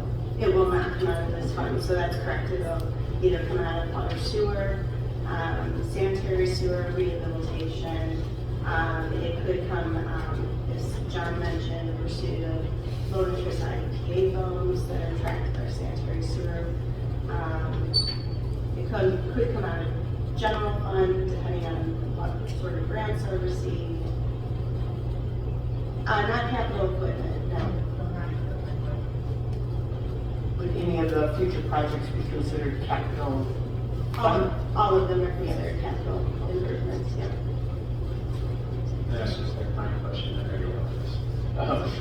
So you had mentioned before that we have a grant potential that's out there for $1 million. So let's say hypothetically we get that $1 million grant. That's $1 million less than we have to spend from this bond. Then we have a decision to make whether we can use that for streets. So if we use that for resurfacing, we can then use the amount that we're not using from the bond because of the $1 million grant for resurfacing. Yeah, the $1 million grant would be allocated toward the Flossmoor fires. The project, which would free up the same amount that we would not have to spend because we got the grant. So then we would have a choice in our general fund when it comes to resurfacing. If we're using that money to resurface, we can either choose to use that money if we're not spending because of the trickle down, or we could go ahead and keep on the same pace that we were, basically adding the amount of resurfacing we can do. So either save the money or apply it somewhere else or keep going. The board would have a decision to make on that, or? Well, relatively. So when you went to referendum, it was for storm management relief, and it was for street resurfacing. So with respect to the bond monies, that is where we need to spend those monies. So, if all else holds true and, we're expecting to receive this DCO grant of $1 million, that would make that fund balance $1.3 million. So, yes, you could have, in theory, $1.3 million to go for phase 2 of street improvement. You also have your motor fuel tax monies, and that's an annual resurfacing project that's roughly about $500,000. And that's probably where you've seen the village the most amount has made some discretion with respect to the receipt of those monies. On top of that, over the years, from time to time, we have allocated monies in the general fund to help boost that $500,000 to be able to get further with street resurfacing. With the work associated here, you have eliminated those monies. However, you will have noticed that we've introduced some monies this year. So the casino money that the village is receiving, that has to be used for capital improvements, and so it was was logical from a staff perspective to put that toward $80,000 for streets. That's certainly a policy decision the board can make if you would like to direct that money elsewhere. But we put $80,000 more in streets to the general fund to offset that. You said you want to ask a question, but we're going to get to just tell me. That's okay. All right.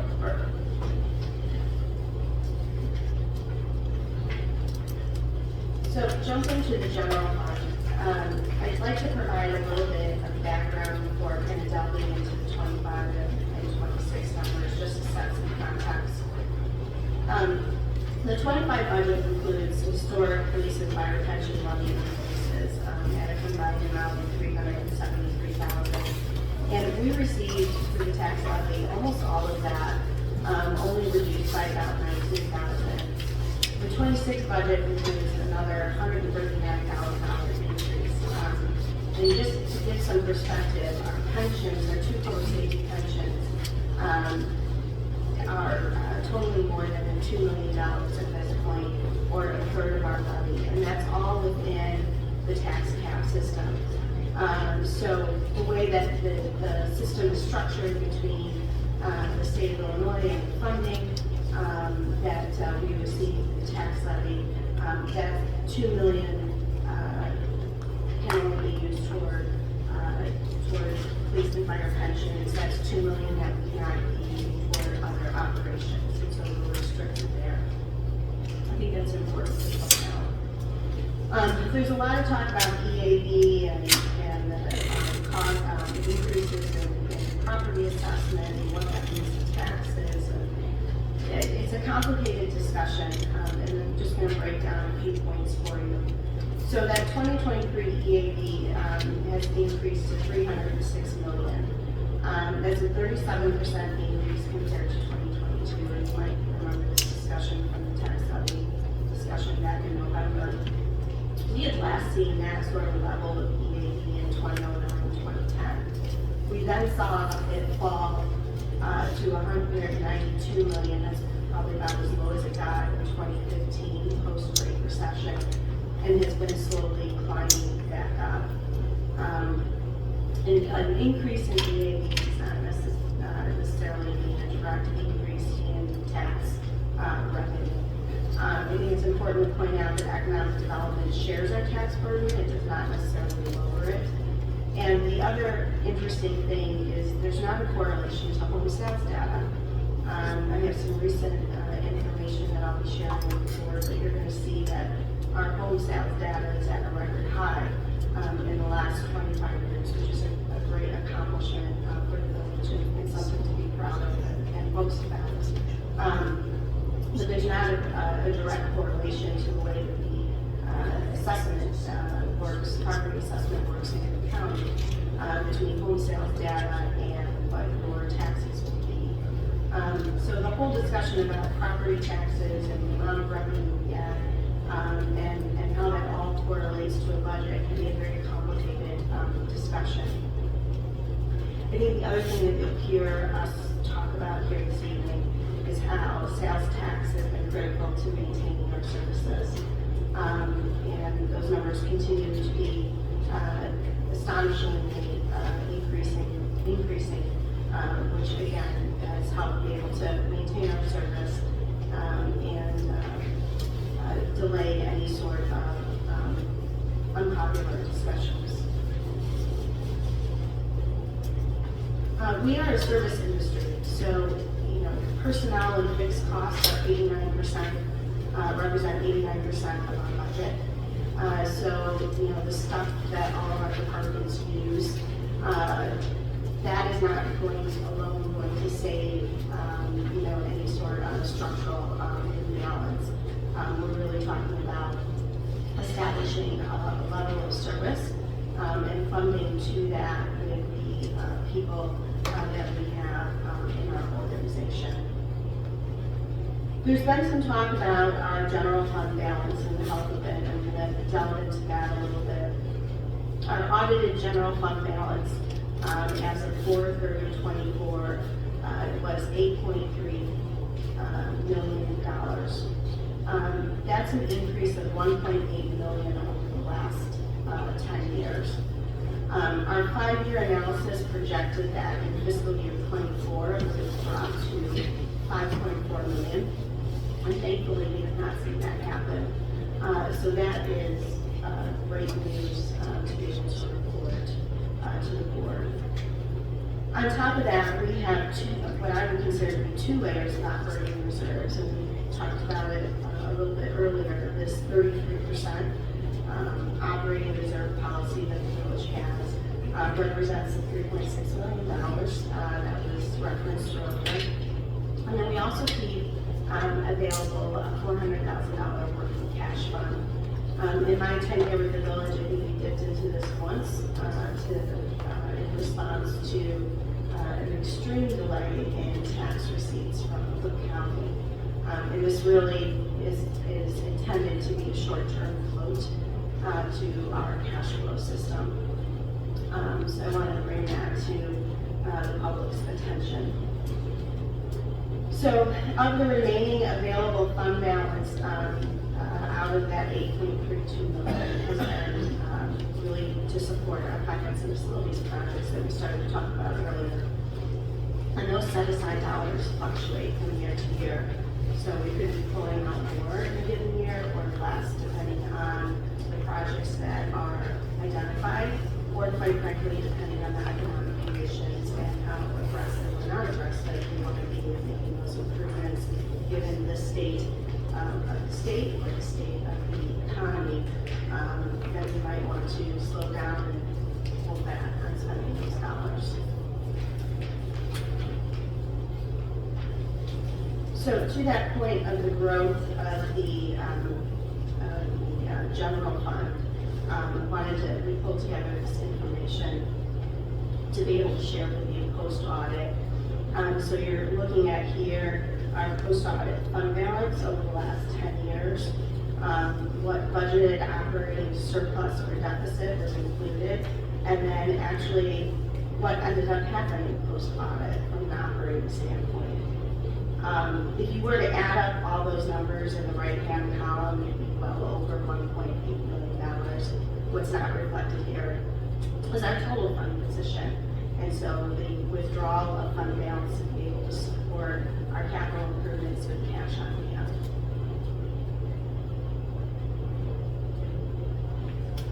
I know there's been a lot of talk on this particular topic. I thought this data would be very helpful to share with all of you. If there's any questions on that, I can certainly take them now. Otherwise, we can delve into the 25 and 26 numbers. Well, this is a good chart because I always hear this talk about Flossmoor's running a deficit, but they're always budgeted deficits, and they're based on the fact that we have $8.5 million in the bank, of which about $5 million is available to us to budget for deficits for capital funds.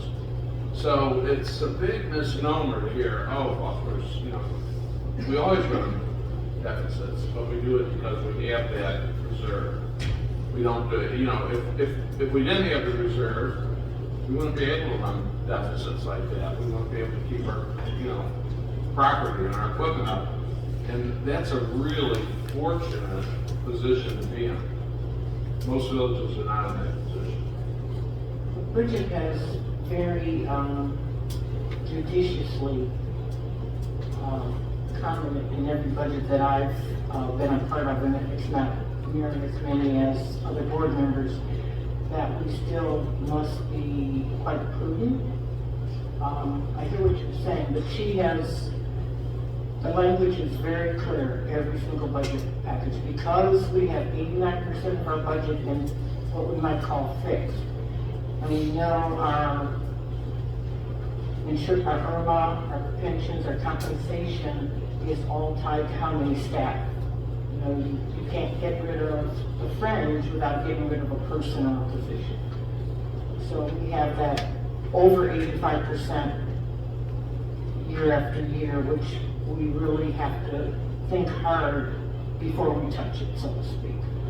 And so I hear you, Jim, but yet we are faced every year with that situation, and our own village manager has said, okay, board, you're doing a good job, but just be careful. You don't have a lot of wiggle room. Well, we're always careful, and I hear that every year. but we always budget very conservatively, always worst case scenario, and it's never as bad as it seems. And I've been seeing these for years, and it's always, the sky is falling, but we always, we're improving here, and that's a really good chart there. To have, all around, no one's got $5.5 million in the bank. Well, I don't want to compare us to any place else, just because every other municipality has their own situation, and saying that as compared to somewhere else, saying as compared to someone else doesn't mean they're doing well or we're doing well in comparison. So I just wanted to mention that those who are most have their hands in the number crunching are regularly urging us to pay attention to our numbers. I know, but that chart is good news. That's all I'm saying. And the talking heads can say that all the time. But as a citizen, just like you, that chart is good news. And yeah, we have to nurture it and be looking for new ways to increase revenue. But just the snapshot right there, that's a really good chart. Yeah, I think you'll hear me talk about this in a little bit, but Flossmoor isn't in a bubble, right? So there are a lot of economic factors that impact our budget, just like any organization. And probably one of the biggest of which is the state legislature, and the legislation they pass and unfunded mandates and increases in benefits and drawback or withdrawal of revenue. So yes, that all of that impacts the caution that myself and other staff provide in this discussion every year. But I agree, I think it's news.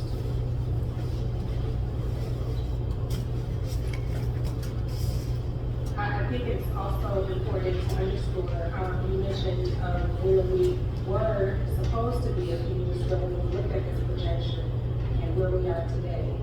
And, it's an unfortunate matter that we went through a pandemic and all of these things that helped us be able to move our money around, to be more judicious about what we needed to do and get some things done. And we were able to get some grants and so forth because of the infrastructure allotment that was provided. So it did give us a cushion to be able to spend less of our money in certain areas and use it in ways that could be more beneficial to residents where we can see, where our dollars are going. So I think it's helpful to, look at everything in totality. Comment too. I think when I'm looking at the numbers, you can kind of see where we were at 15. And I remember when I first came on the board in 2021, that decline was kind of hanging over our head. And we had a lot of discussions about it. I remember sitting down and kind of like, what's going on, keep the low down when I first got on. And I think there was a lot of concern. So to me, the health of that fund and what it's done in the last, we put $3 million into it about 4 years ago. And that's, a credit to some previous boards and this one to get to that point. But like Jim said, that's healthy. And I think also understanding that Ann is great about this whenever I have a question, because I'm not the numbers person that she is for sure. But when I have a question about that, why would we budget for a deficit? And it's always better. And it's because we're very frugal about how we budget. And I think that speaks to the prudence that Trustee Gustavo was speaking of. I think this chart shows that we are acting prudently. So that we're planning for not having enough, and then we have enough. Now, it's not to say the same thing's going to happen next year or this year, but I think that from what I'm seeing, the staff here has done a great job of making sure what they're presenting us to make decisions on is prudent, and then we're making prudent decisions. And sometimes we got to bite the bullet, especially when it means, hey, we have to spend some to gain all of this grant money, which we've done multiple times in the last 3 or 4 years. And I've been part of it. My understanding is that's when you lie down or spend down a little bit on the fund balance so that you can take advantage of what we got, because if we had to do this stuff without grants, that fund balance would be gone. So I think that speaks to the prudence of it, and I think, you know, I never want to see a negative number that we're planning on, but I also now understand more, and I talk with Dan, like, oh, okay, this is kind of how you feel. So I think it is a healthy number. We have a lot of work to do to keep it healthy, but I'm excited.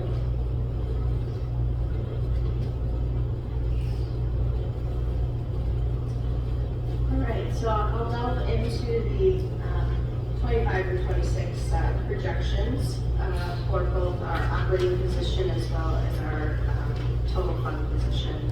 So we're projecting to end 25 with both an operating and a total fund deficit.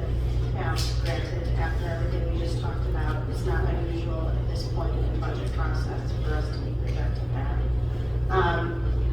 We are in a better position than what we had budgeted on both the operating and the total fund position. Operating, we've seen improved revenues. We also have deferred capital and operating expenses, as well as some vacant positions. In addition to grants, kind of going back to that big picture discussion here just a second. In addition to grants, probably the next biggest impact on our fund position has been turnover in staff, and just kind of the ebb and flow of filling positions and having positions vacant over the years. You know, and that shouldn't be surprising for a service industry, and that's where most of our costs are. We had budgeted for the water meter project across 3 funds, ARPA monies. We exhausted those at $1.05 million. The general fund over 2 fiscal years, $292,000 in 24, and we're $374,000 in 25. What had been budgeted for 25 was about $627,000. And so again, because of the improved water and sewer fund position, we were able to move some additional monies toward water and sewer in the amount of $295,000. And we're only projecting to spend about $65,000 out of general fund for water supply improvements, compared to that $700,000 I discussed earlier.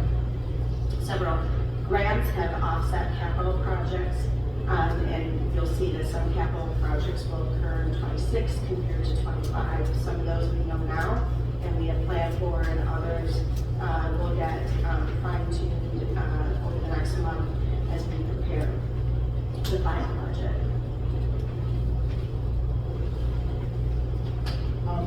Are you going to the next slide, or are you pausing to take a breath? I was pausing to take a breath.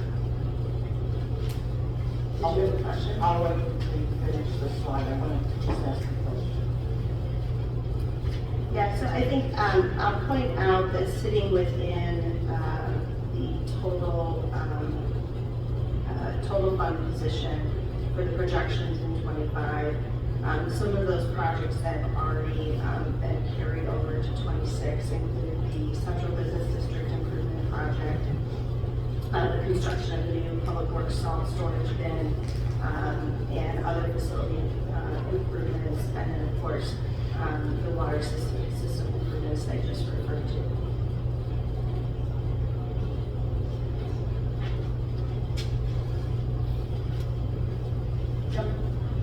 Is there a question?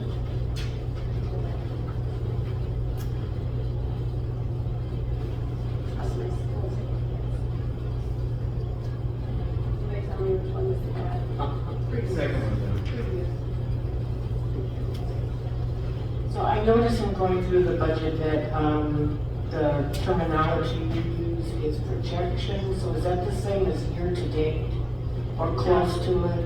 No, we're projecting through April 30th of 25, so we're projecting for the entire fiscal year. Okay. Just curious, how do you choose not to provide the year-to-date? I know it's consistent throughout the budget, so I know you're intentional, and I'm just asking why you choose to use that. But why is that your preference instead of the year-to-date? Well, year to date, we would only keep in mind that the budget's process internally starts in late December, beginning of January. So you would have a very limited amount of time in the fiscal year that we would be reporting on. The intent is to project what we're going to receive or spend by fiscal year end, a lot of which is known costs. And also, through the mid-year review, we're also commenting at that point in time, 6 months into the fiscal year, we're taking a look at expenses or revenues to date, and again, looking ahead for the next 6 months. Okay, so to understand what you've summarized, the projected takes into account the year-to-date at the time you prepared this draft and what you expect to happen? Correct. Okay, and then we'll get an actual when we have final numbers. Yeah, the actual would be the audit. The audit, okay. So you won't see those actual numbers till October for the previous fiscal year. Even though the audit starts in April. So it's a long process, but staff keeps track of year-to-date, right? We do. Can we get, is it possible going forward we could get an unaudited year-to-date so it's sooner than October?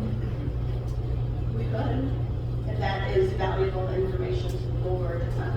Staff takes a look at revenues and expenses on a monthly basis. Or if we all have full access into the system and be able to run a report any day of the week.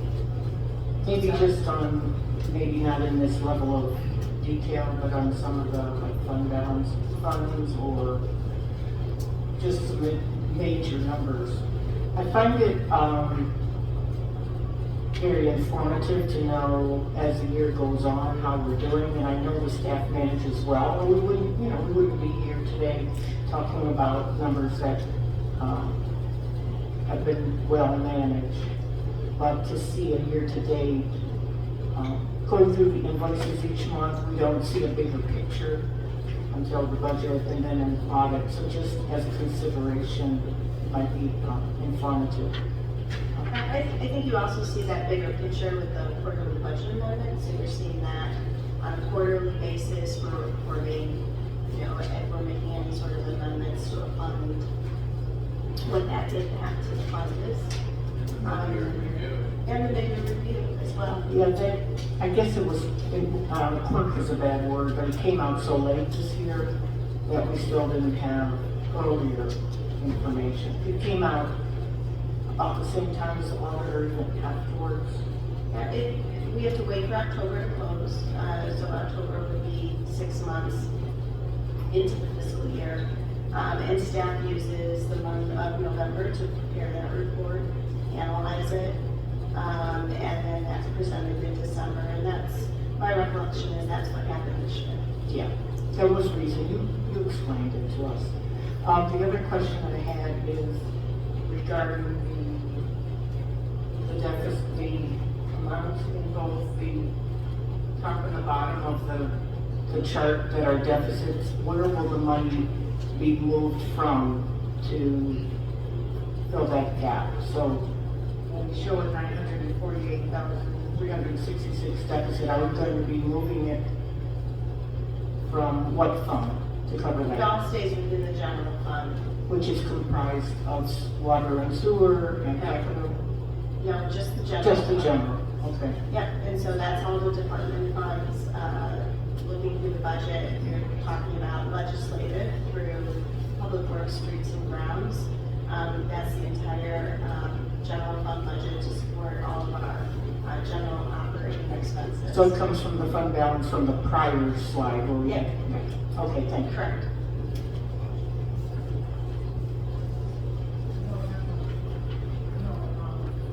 I think Trustee Lofton is asking me if I'm talking about month to month here. No, I'm not. I'm looking at quarterly, something more than just after the audit. Because there's such a large period of time between this conversation and another number, it would be very helpful, I think, to see it another time or another 2 times, so that we're aware of how the year is going before we get to that. We see that quarterly on the amendments, right? You do see the impact of any amendments on the fund. Only if there's an amendment though. Right, but if there's not an amendment, you sort of can't on track, right? Because- No impact. Correct. Yeah, because an amendment has to come at an amount over what? Over what has been budgeted. Trustee Gagnon, So, I'm not seeking just exceptions, I'm seeking a window to how it's moving during the year. but I understand that, but my thinking on this is like, the things that concern me is like, we're spending. If we're saving more, great, I'll find out about that quarterly or the mid-year review. But the warning comes in when we have a quarterly amendment, and there's like, we have to amend this one, this one, this one, because it's over budget. So to me, that's not a concern. I know what you're saying, but I think from what my recollection is of what we've seen in the past, is when those budget amendments come out, that's when you know something's costing more than we anticipated. Just for clarification, when we get the budget amendment, does it just have the amount that we're leaving, it doesn't have the actual fund balance? Right? It has the budgeted amount, and you, Yep, it has the budget, it has what we originally budgeted for, the amount we're amending it, and then what the budget might be now. And then we did recently add, anytime there's an amendment to the fund, we put a summary at the bottom of it that says, what's it doing to our fund balance, and where we're currently sitting. Okay, so we'll have that moving forward. Yeah, I believe it was on the last, you've been having that. yeah, and quarter we'll 1, continue quarter to 2, have I it did have it. forward. Quarter 3 will be on the next agenda. That was something, I'm not saying I'm the only one, but I know I had requested it in the past, so yes, and thank you. I guess if there's additional financial reporting outside of, the budget, the audit, budget amendments, the mid-year review, that the board is seeking, then we need there needs to be some collective determination of what that is and how it would be useful, before we're just, running analysis for analysis purposes. And how much it would cost, because that's also sensitive. Right, so yes, I mean, to put together, the reports that we do, like I said, just to get through the mid-year review, that takes. But didn't we hear that you already keep track of that? So it doesn't have to be fancy. It could, for example, the one that the information that you provided wasn't fancy at all. It was just your regular accounting records. I'm not suggesting it be, bound and numbered, just print out of what you keep track of already. Or we have to request that together. The one individual trustee cannot request their own financial reports. This is just making a suggestion for the future. I'm not trying to, give 6 votes on it. Well, I know that the stance of time is limited. You can't have individuals making requests on. No, trustee Driscoll, I understand it's been very clearly explained what it would entail, so moving forward, if it is done, I understand. That's, at my point, this is going back to your numbers that you put up there, Bridget. So roughly, we're at 8.3 in the general fund, is that right? General fund balance? 2026, you would, despite, having some operating deficits, this and whatever, we expect to roughly be about that number next year, correct? In that range, consistent with the last years that you put up there. Would that be accurate? That we'd be able to sustain 8.3. Roughly, yes. Well, we won't know until post-audit, what, right now we're projecting a $948,000 operating deficit. So if that number comes to fruition, and then the in total 995 across our total fund position. So, we won't know, again, the crystal ball, we won't know that until we get through the audit. process. But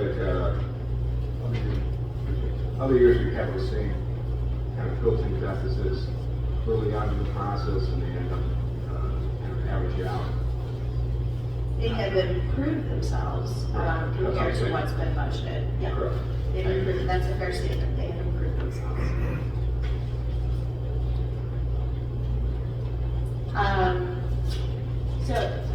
Again, taking a look at our revenue to budgeted revenue to expenditures. This slide is showing you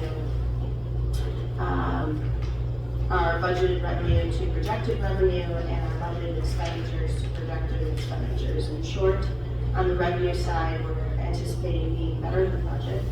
And on the expenditure side, we're expecting to be slightly worse than budget. And again, this is from an operating perspective. So what makes up those numbers? I am, in the interest of time, and again, the report that's included in the board packet goes into a lot of detail. But maybe I'll just highlight a couple from each slide, and if there's questions, I could certainly take those. So, expenditures projected to be under budget. Some of the big ones are associated with personnel vacancies, as I mentioned earlier. Across all departments, we're expecting to save about $250,000 in full-time personnel vacancies and about $33,000 across part-time employees. Probably outside of that number, the next biggest number under budget is going to be unplanned or unneeded monies toward legislative and professional services in a combined amount of $25,000. This, within the document that's included in the budget, or in the agenda packet, really the threshold of reporting that we try to lump everything into is $10,000 or more. And so there's a detailed listing of each of these and the reason for them. Unless there's any questions on the expenditure projections, jump over to those expected to be over budget. They include health insurance at $165,000. This is something that we knew at the mid-year review and that we reported on to the board. In addition to being at full staff, we currently have 3 employees on receipt of benefits, and so that is impacting our health insurance. Parkway Tree Services is projected to be about $58,000 more than budget. That's really in response to the July tornado. Put in for about $54,000 in relief funds to reimburse us for those costs. Then outside of that, I'll comment on our Public Works professional services. To get a grant, you have to go after a grant, and so we've been really aggressive over this past year seeking grants and relying on not only our staff internally, but also the support of our engineers for our infrastructure-related grants. So combined, we're projecting to be about $45,000 more than budget. Can you speak to that for a moment? When we are going after grants, are we doing it in-house, or are we, for instance, our bachelor and then we go after a grant for us? Is that how it usually works? That it depends. There's a combination of both, and we also lean on our state and federal lobbyists as well. John, you look like you're about to comment. Yeah, it's a little bit of both. We do some in-house grant work, but some of that's outsourced as well. Some of these bigger FEMA grants, for instance, can be up to 80 hours of time to put those together. So doing those all in-house is not feasible for us. So a good portion of the bigger grants get outsourced. That helps. So when we see, for instance, we see a line item for engineering consulting, is that part of, is a grant figured into their consulting work? So for instance, as tonight we have a $38,500 consulting or engineering, do they calculate part of that as a grant opportunity in their costs? No, not in that particular contract. Nope. No, most of the grant work's done separate from the contracts themselves, because you have to chase the grant, and sometimes that's a year in advance of actually doing any work, or 6 months, or whatever it may be. You have to go after the grant a lot of times, it's before you even start engineering or construction or anything. It's not done in the same contracts. They're separate, smaller contracts typically for the grant prep. The reason I ask is because I don't recall ever seeing a line item for a grant writer or something to that effect. How would we identify that on the budget, in the budget? We usually do it under a professional services line on 155-463, I think. You look in the budget. It's not detailed in there, but we could provide that for you if you need it, I suppose, if the board would like that, I guess. So you said 630 is the last number? Professional services line on 155. Yes, 155. And so we have a projection of this year, 25, 26, 30,000, and last year it was 75, the previous year was 30. What would be the reason that it would increase so much? Because of all the grants we went after for the viaduct and other projects, we've got I forget the total grant amount, but each one of those $1 million grants is an effort to get those put together. So yeah, that's a big reason, and that's not just grant work in that line, that's product services also, any small engineering studies we done that aren't project specific, or already have a project line budgeted, so it's a lot of different consulting work that goes into that budget line. But yeah, last year you can see that's a direct result of all the grants we chased for the viaduct mostly, and other ones, we got Latimer, we chased, for Brumley, for a few of them, so. So do we look at it from the standpoint of what the state or federal government determines they're going to be awarded, and we determine that we need more manpower and set up the budget accordingly? How do we determine? So we're looking at 30,000 this year. Will we increase that, knowing how successful we have been? A lot of the grants are drying up, so I don't know, next year's probably be a lot lighter than this past year, given the political climate and federal level. A lot of things that have gone away are drying up, so we're not seeing as many grants coming as right now. A lot of the programs, unfortunately, we're kind of in our limbo, unfortunately, at this point. We don't see it being the size it was last year. Last year was a very high year too, went after a lot. After the viaduct project, I don't know how many grant gaps we had for that. There had to be, for the amount of money we pulled in, it was well worth the investment. And I don't think anybody can argue that, so. Definitely. So we did utilize the intel of what was available for federal and state grants to determine the kind of budget you would provide so that we could go after the funds. And what you're saying is true. Yes. Yes. Thank you.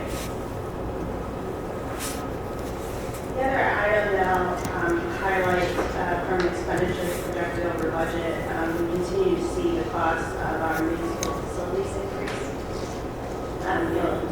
You'll recall that I've reported on that for several years now. Just aging buildings and increased maintenance needs across all of our facilities. We try to fine tune that budget every year and try to anticipate, what's going to be needed. But for fiscal year 25, we're anticipating about 50,000 more than what had been budgeted. Bridget, just in general, when an account number shows zeros for multiple lines, budget, projected, etc., do you just leave that in the budget, or is that going to be taken out? We leave it until the history has disappeared. Okay. Once the history disappears, and that account can reallocated for another expense.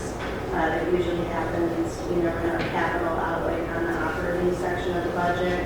We have made some part-time salary, part-time position adjustments in public works over the last few years, where we have eliminated some part-time and seasonal positions. We haven't eliminated those account codes yet, but most often you'll see that if they need to once the history is done. With one of your cards, I'm gonna follow up like this. So moving on to revenues, sales tax. Sales tax and non-home rule sales tax continues to be a big story to tell. We're projecting to be about $173,000 more in budget. And I'm going to talk a little bit more about that on the next slide. The next greatest overage in projected revenue is with state income tax at $142,000. I think that's a reflection of the inflationary market and increased wages being paid. Property taxes is anticipated to be about $61,000 more than budget. Under revenues projected under. Property taxes at $61,000 less than budget. Utility taxes at $65,000 less than budget. Those are some of the largest revenues tracking under budget. We determine how long that casino tax is going to run. And it does not expire after a few years. So we anticipate we put in half a year for 2025 and then 80,000. And as I mentioned earlier, the 80,000 administrative services offset it.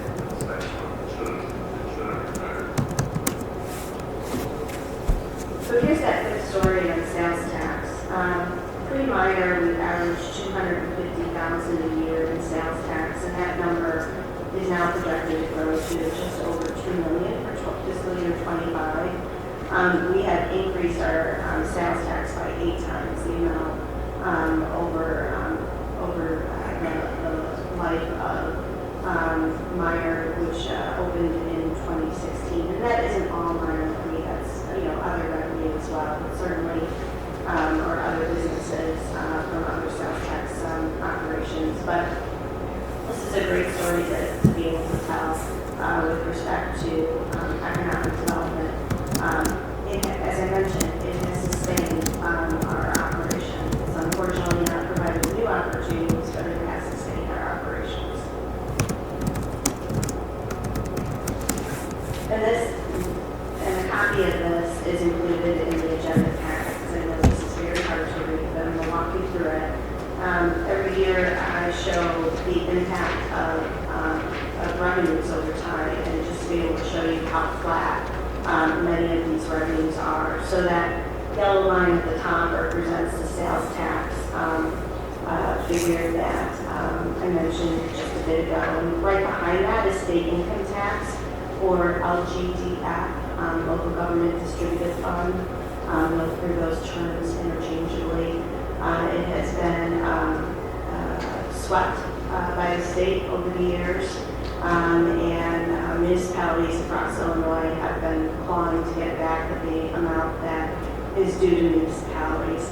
This was really legislatively established in the 70s so that local municipalities wouldn't establish their own income tax, and that instead it would come through the state of Illinois and be distributed at a guaranteed rate of 10%. That was slashed several years ago in half. And we have kind of clawed our way back to, I think it's around 6.47 right now. And every legislative session, we try to make an attempt to get a little bit more of that back. Those other lines kind of going down in color, that darker blue represents our charges for services. The orange represents our utility tax. The gray represents our telecommunications tax, which is on the decline. And then finally, our fines at the very bottom is that dark brown line.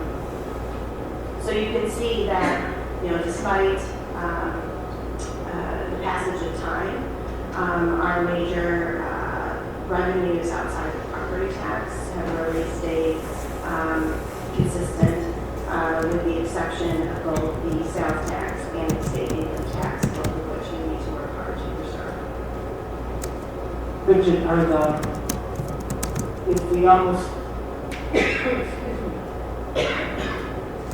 is the almost flat line for fines due to lack of collection, or is it fines not being assessed?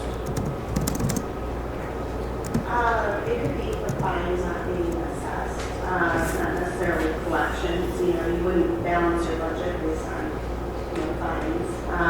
No, of course not. But I do notice when I look at the pages that we always get in our packet. Adjudication. Yes, adjudication and fines assessed. The amount has gone up frequently from $750 to $2,500. Correct. And sometimes when you add it up, it's about $50,000 as compared to maybe a year and a half ago when it was only a couple thousand, so. Yeah, and sometimes those are attention errors. So if the offender comes back to administrative adjudication and shows that they have received compliance or come into compliance, that fine will be dismissed. Yes, and I certainly am not implying that we can balance our budget with people leaving their car in their driveway. Yeah. Ask a question. We talked a little bit about water bill to purchase ratios, and this wouldn't necessarily be a budget item, but for those that are having a significant increase in their water bills, are we finding people are going on payment plans for those? Are we finding that we are in collections for non-payments? What is the comments regarding what has happened with the water meters? We have to look at this data. I think our payment plan has gone up, but I don't think our collections have necessarily gone up. At least not since the new water meters. The uncollectible bad debt data will be coming to you, I believe, in the next few months, but that's not based off of the new meters, so it's kind of apples and oranges compared. We have seen more, I would say our penalty revenue is definitely up, as well as our shut-off revenue. I know, kind of back into water now at this point, but there has been some talk about trying to provide tools to residents to be able to monitor their own usage. We've got the ability, if you were to call our staff, where we can pull up the meter and do some analysis on its usage. Excuse me, we are taking a look at how to bring that to the customer and at what cost, because it's another cost to the system. We have found that many of the municipalities who have purchased such systems, the novelty of it wears off, and people are using the application to be able to track their data after a little bit. But we are exploring what our options are with respect to that. And we'll look to bring something to the village board.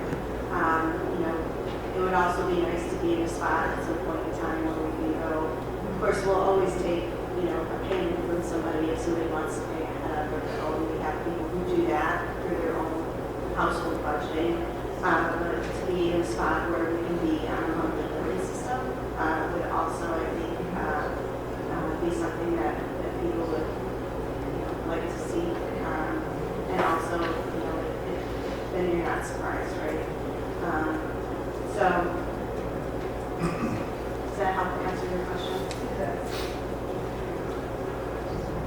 So, jumping back to the general fund, we've taken a look at the operating position. The total fund position is taking a look again at those non-operating capital costs. We have a save and spend philosophy. So, we try to pay for all of our capital improvements with cash on hand. And you'll see there the types of projects that are included in that number. We are projecting to be about $3.3 million less than what had been budgeted. Some of that is associated with the water main replacement project. Some of that is associated with the Central Business District project that is being deferred to, or the timing of it, I should say, is going to be impacting the fiscal year 26 budget. And then the majority of those water supply system upgrades are being reallocated to water and sewer, like we talked about earlier.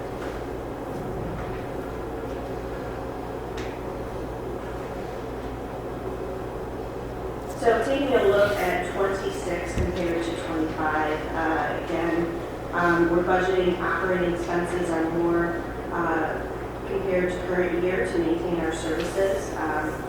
Our total fund reflects capital and non-operating expenses, which is less than what we had budgeted in 25.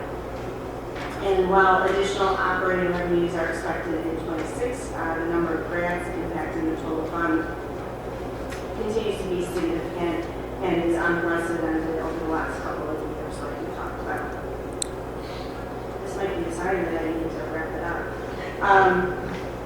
A couple of capital projects that are going to be new in 26 include the demolition of the acquisition and demolition of 1648 Western Avenue. And John might ask me to briefly talk about that, so I get a little bit of a reprieve here to catch my voice. Sure. So, as a reminder, the 1648 Western Avenue is a flood-prone property acquisition project. It's being funded through a grant through FEMA and FMA grant, and also through MWRD through their flood-prone properties acquisition program. So FEMA is basically funding 80% of the project. MWRD is funding 20%, and the village has a small share of just legal costs for closing on the property and deed preparation because we have to do a deed restriction on it. So basically, the plan is to demolish and acquire the property. It's a total voluntary project, so the homeowner can say no when the project dies, or they can participate. Then the property would get appraised, several appraisals, and then the village is authorized then through the grant to use the appraisals to make an offer on the property and acquire it. Then it would be demolished, and the property would be deed restricted from any future development. It can only be used for like a park place or a flood storage area or something, obviously with no structures or no sale of property in the future to any private parties or anything would have to be held within the village's inventory of properties, I guess. But yeah, that project, we're waiting on getting the final grant agreements put together through FEMA and MWRD. It's real close, and we should be bringing it to a village board meeting in the near future. So that's included in both the expenditure and the revenue position with the two grants that John mentioned. Also, we have the demolition of 3640 198th Street. This is a parcel that the village has acquired. It can help me do it. A parcel the village has acquired through the No Cash Bid program. It has a very dilapidated single-family home that's been abandoned and needs to be removed for safety. So we have that budgeted for 26 as well.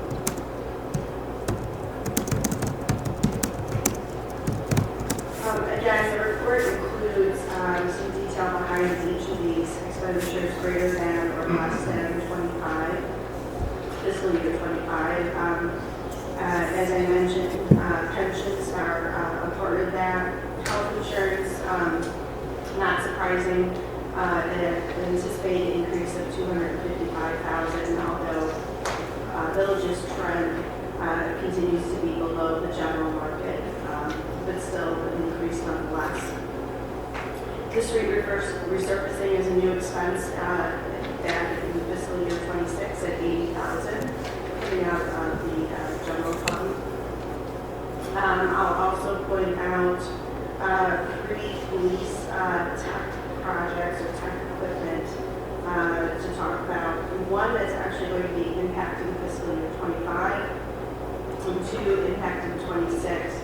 I think you've heard us talk before about all of our technology services becoming more of an operating cost through subscription services compared to capital equipment. And we'll talk about capital equipment at our next budget discussion, but what this means is that we don't have the ability to for that capital equipment over time. Instead, it's becoming an annual operating cost to the department, so we're seeing a shift towards the village. And this is across departments, but we're seeing a shift from our capital equipment fund over to our general fund as a result. And we have about $84,000 in police technology impacting our budget starting in '25 and carrying forward really for the future. One being the replacement of our tasers, and the second and third being the replacement of our body-worn cameras and our in-car camera system, all of which will be working together cohesively through kind of the front runner in the industry, which is Axon. We have received 2 grants to help offset those costs in year 1. A $15,000 grant to help offset the tasers, and a $40,000 grant to help offset the body-worn cameras in year 1. But that is going to become a perpetual cost to the village moving forward. Also, our contract for fire contracted personnel is anticipated to be about $54,000 more than our current year's contract. And that is to remain competitive with other contracts and be able to assure that we can retain our contract employees. On the expenditures that are less than $25,000, I will talk for a minute about information technology and those costs across the departments, because we spent some time talking about this last year as part of the budget.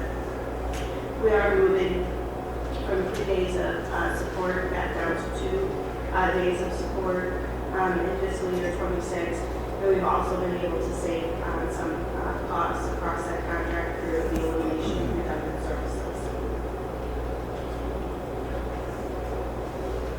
On the revenue side, property taxes are anticipated to be about $522,000 more than what had been budgeted for 25, and that includes calculating those at a 3.6% tax cap with only a small amount of new property factor.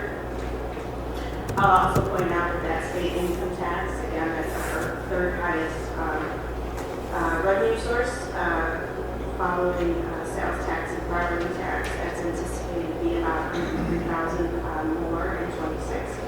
And we received those estimates through the Illinois Municipal League.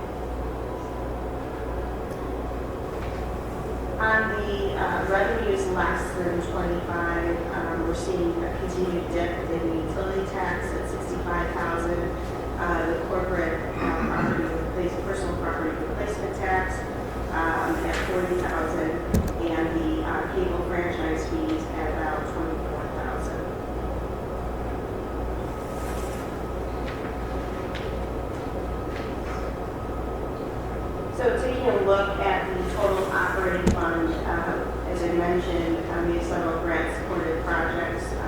We've mentioned all of them already here this evening, and we'll talk about them in more detail as we move forward with the finance and facilities plan in early April. Those things that make up one-time and non-operating expenses, we continue to contract with a retail coach that continues to sit as a non-operating cost. This will be year 3 of that engagement. Our document management system to be able to scan old files into that system. Our public works salt storage bin, which needs replacement, as well as other facility improvements.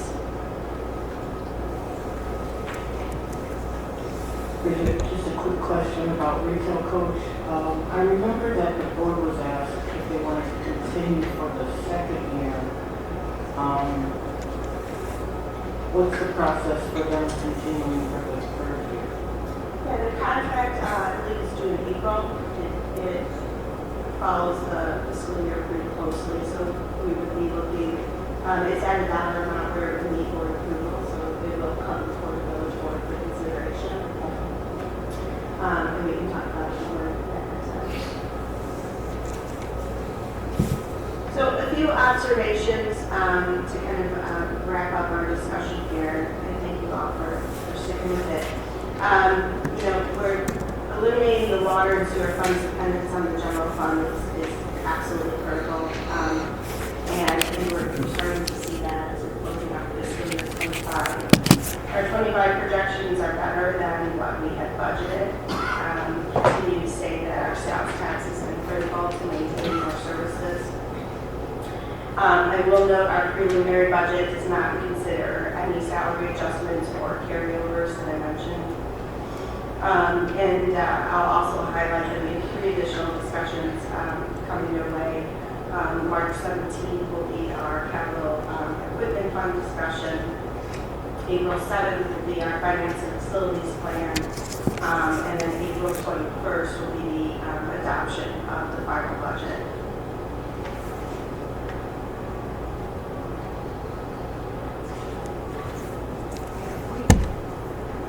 If we had every year approximately a $900,000 operating deficit budgeted, planned for, what would be the impact to the fund balance over 5 years, 10 years, 15 years? We'd be pulling down close to, if it were to come to fruition, you'd be pulling down close to $1 million a year, and we have 8.3 million available. So it wouldn't be long of work, and we'd be in kind of that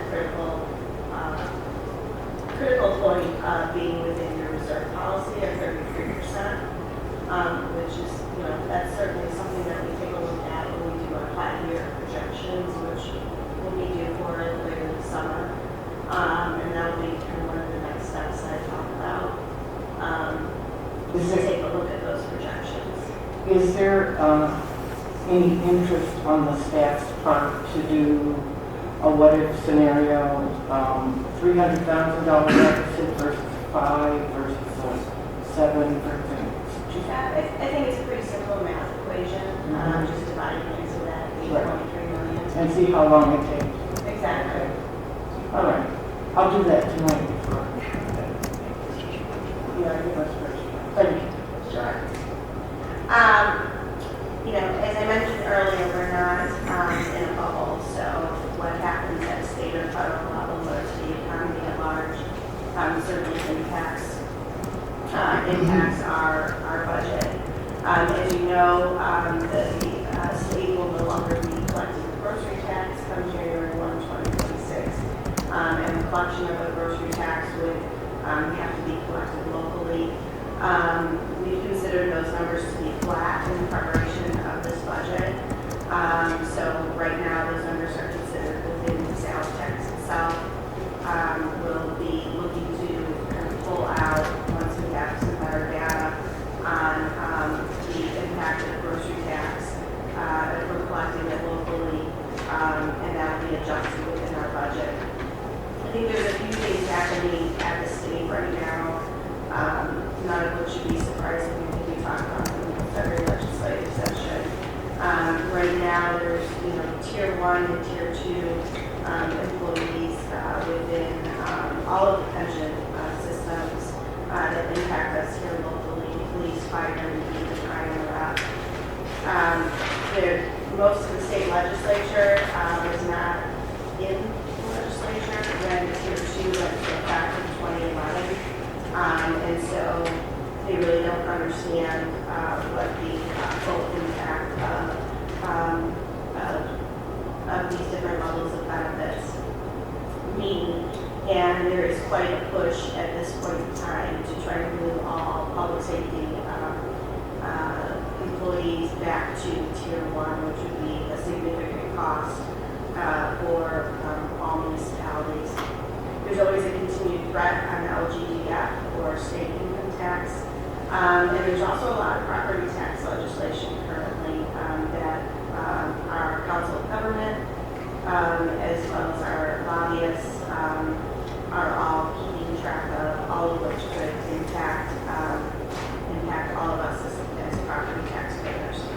So those are all things that we need to be mindful of as we talk about, as Trustee Metro said, that great picture that I presented to you tonight, that any of these can, or more, could impact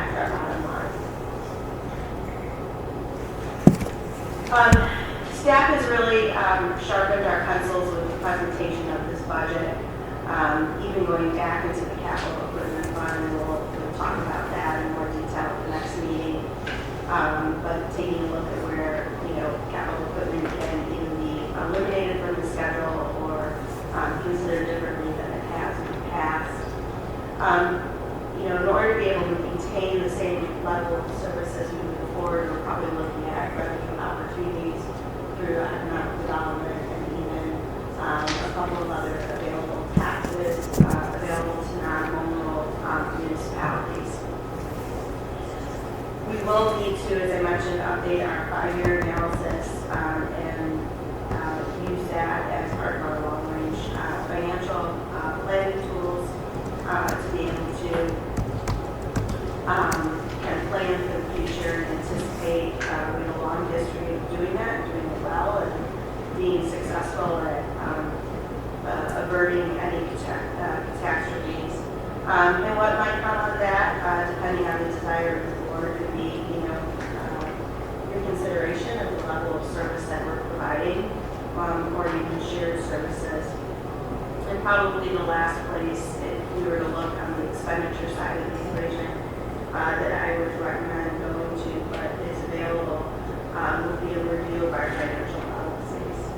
It would readily undo any of those with respect to our reserves at 33%, or the establishment of our capital equipment fund, or the use of our working cash fund, or the use of our finance and facilities grant. I think all of those things have served the village well and will continue to, so I wouldn't unravel those very quickly at all. But we'll have several other discussions over the next few meetings. I know there's been a lot of questions along the way, but that really concludes my presentation. If there's any additional questions or comments. Bridget, at what point do the rating agencies look at our reserves are fine right now, but at what point would they look at us for financial liquidity and whether or not we're still a good risk? Would our bond rating be affected, or? If we were to be going back out to referendum, then we would be subject, and successful at it, then we would be subject to a rating review at that time. We have not been put on notice for any periodic called midterm rating review in a number of years, but we have been able to sustain our AA+ rating for a very long time. All right, can I add something to that? So the minimum amount that you have to have for a reserve policy is 25%. We have a very conservative reserve policy, so we are very, very well off in the eyes of the rating companies. Any other questions or comments from the board? I know we've kind of had a lot of discussion during the presentation. Bridget, I appreciate you going through the details with us. I myself was interrupted throughout the process, but I think the questions along the way were more helpful in context than trying to remember them at the end. Thank you to the staff as well for providing the details and explanations, because it is very helpful to see everything in context. I did want to go back, which I'm having trouble finding right now. It was a $1,500 for arbitrage. Was that just for maintenance, or was it a penalty? No, so every year it's required when you have a bond to get it looked at to make sure that we are in compliance. So we give it to an arbitrage or a CPA firm. They do their analysis, and then we get a report. Very good. Thank you very much. Anybody else? Bridget, you did a great job highlighting, I think, 4 key areas. Thank you. Did a great job highlighting 4 key areas that we need to continue to work at. And that's advocacy, making sure we're advocating for the village through our organizations that we're part of, South Suburban Mayors and Managers for that LGDF money, and also other initiatives that the state is, or mandates that the state is passing down to us. Economic development continues to be key. There's some exciting things happening on Balmer Road. And we saw another great business tonight. Just about a month ago, we saw the Flossmoor Road proposal, so continuing to hammer away on that. And then grant work, just continuing to go after any opportunities that we see, and very lucky to have an incredible staff that works very hard on that. And then Bruno Financial Planning, again, great staff work to help us lead the way in the future. So thank you to everybody who's part of this. And great update, and look forward to 3 more riveting. I don't think they'll be as long, but they will be very long. They're not mouth waters like a 3 minutes. We do You not have incorporated so much into it.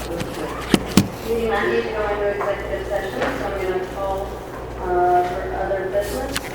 Trustee Mustafa.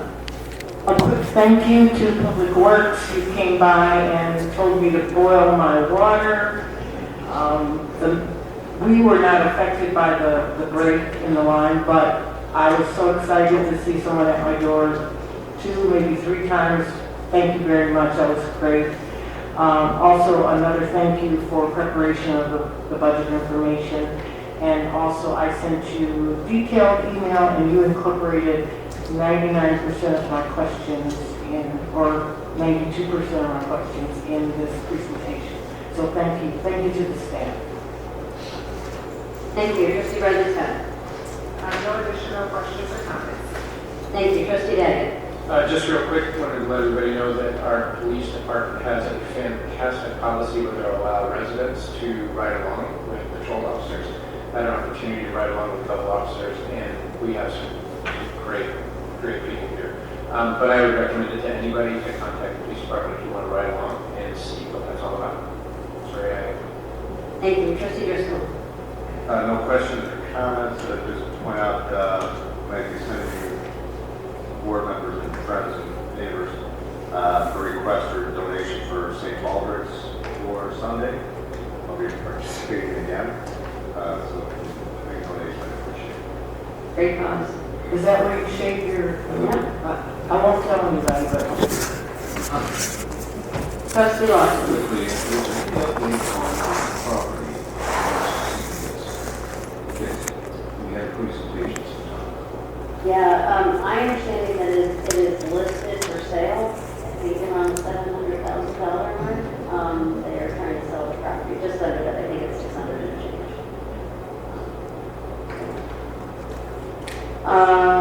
Trustee Mitros.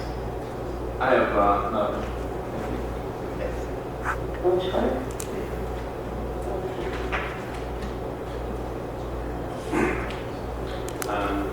The first meeting in April, Joe Miller, one of the partners of the firm, will be here. And Kathy Ford will be back for the second meeting in April. I will be here the next budget discussion. I think, Thank you. Village manager. Just again, thank you to the directors and assistant directors and those who helped in preparation with the annual budget. It's a heavy lift every year, so thank you very much for all of your hard work. I also want to point out that vehicle stickers and animal tags are on sale. New this year, you can do your purchasing from the comfort of your home. So we've got the ability to purchase online now. And today, first day of sales, we had 100 people purchase online, which 200 still came into the village though. yeah, for some reason we were inundated in day one, which doesn't normally happen. But so we're pleased to be able to provide this service so that people can do that over the internet. And yes, you have till April 15th to be in compliance with your tags. So thank you to all of our finance staff who are taking on this new software and new procedure. That's it. Thank you.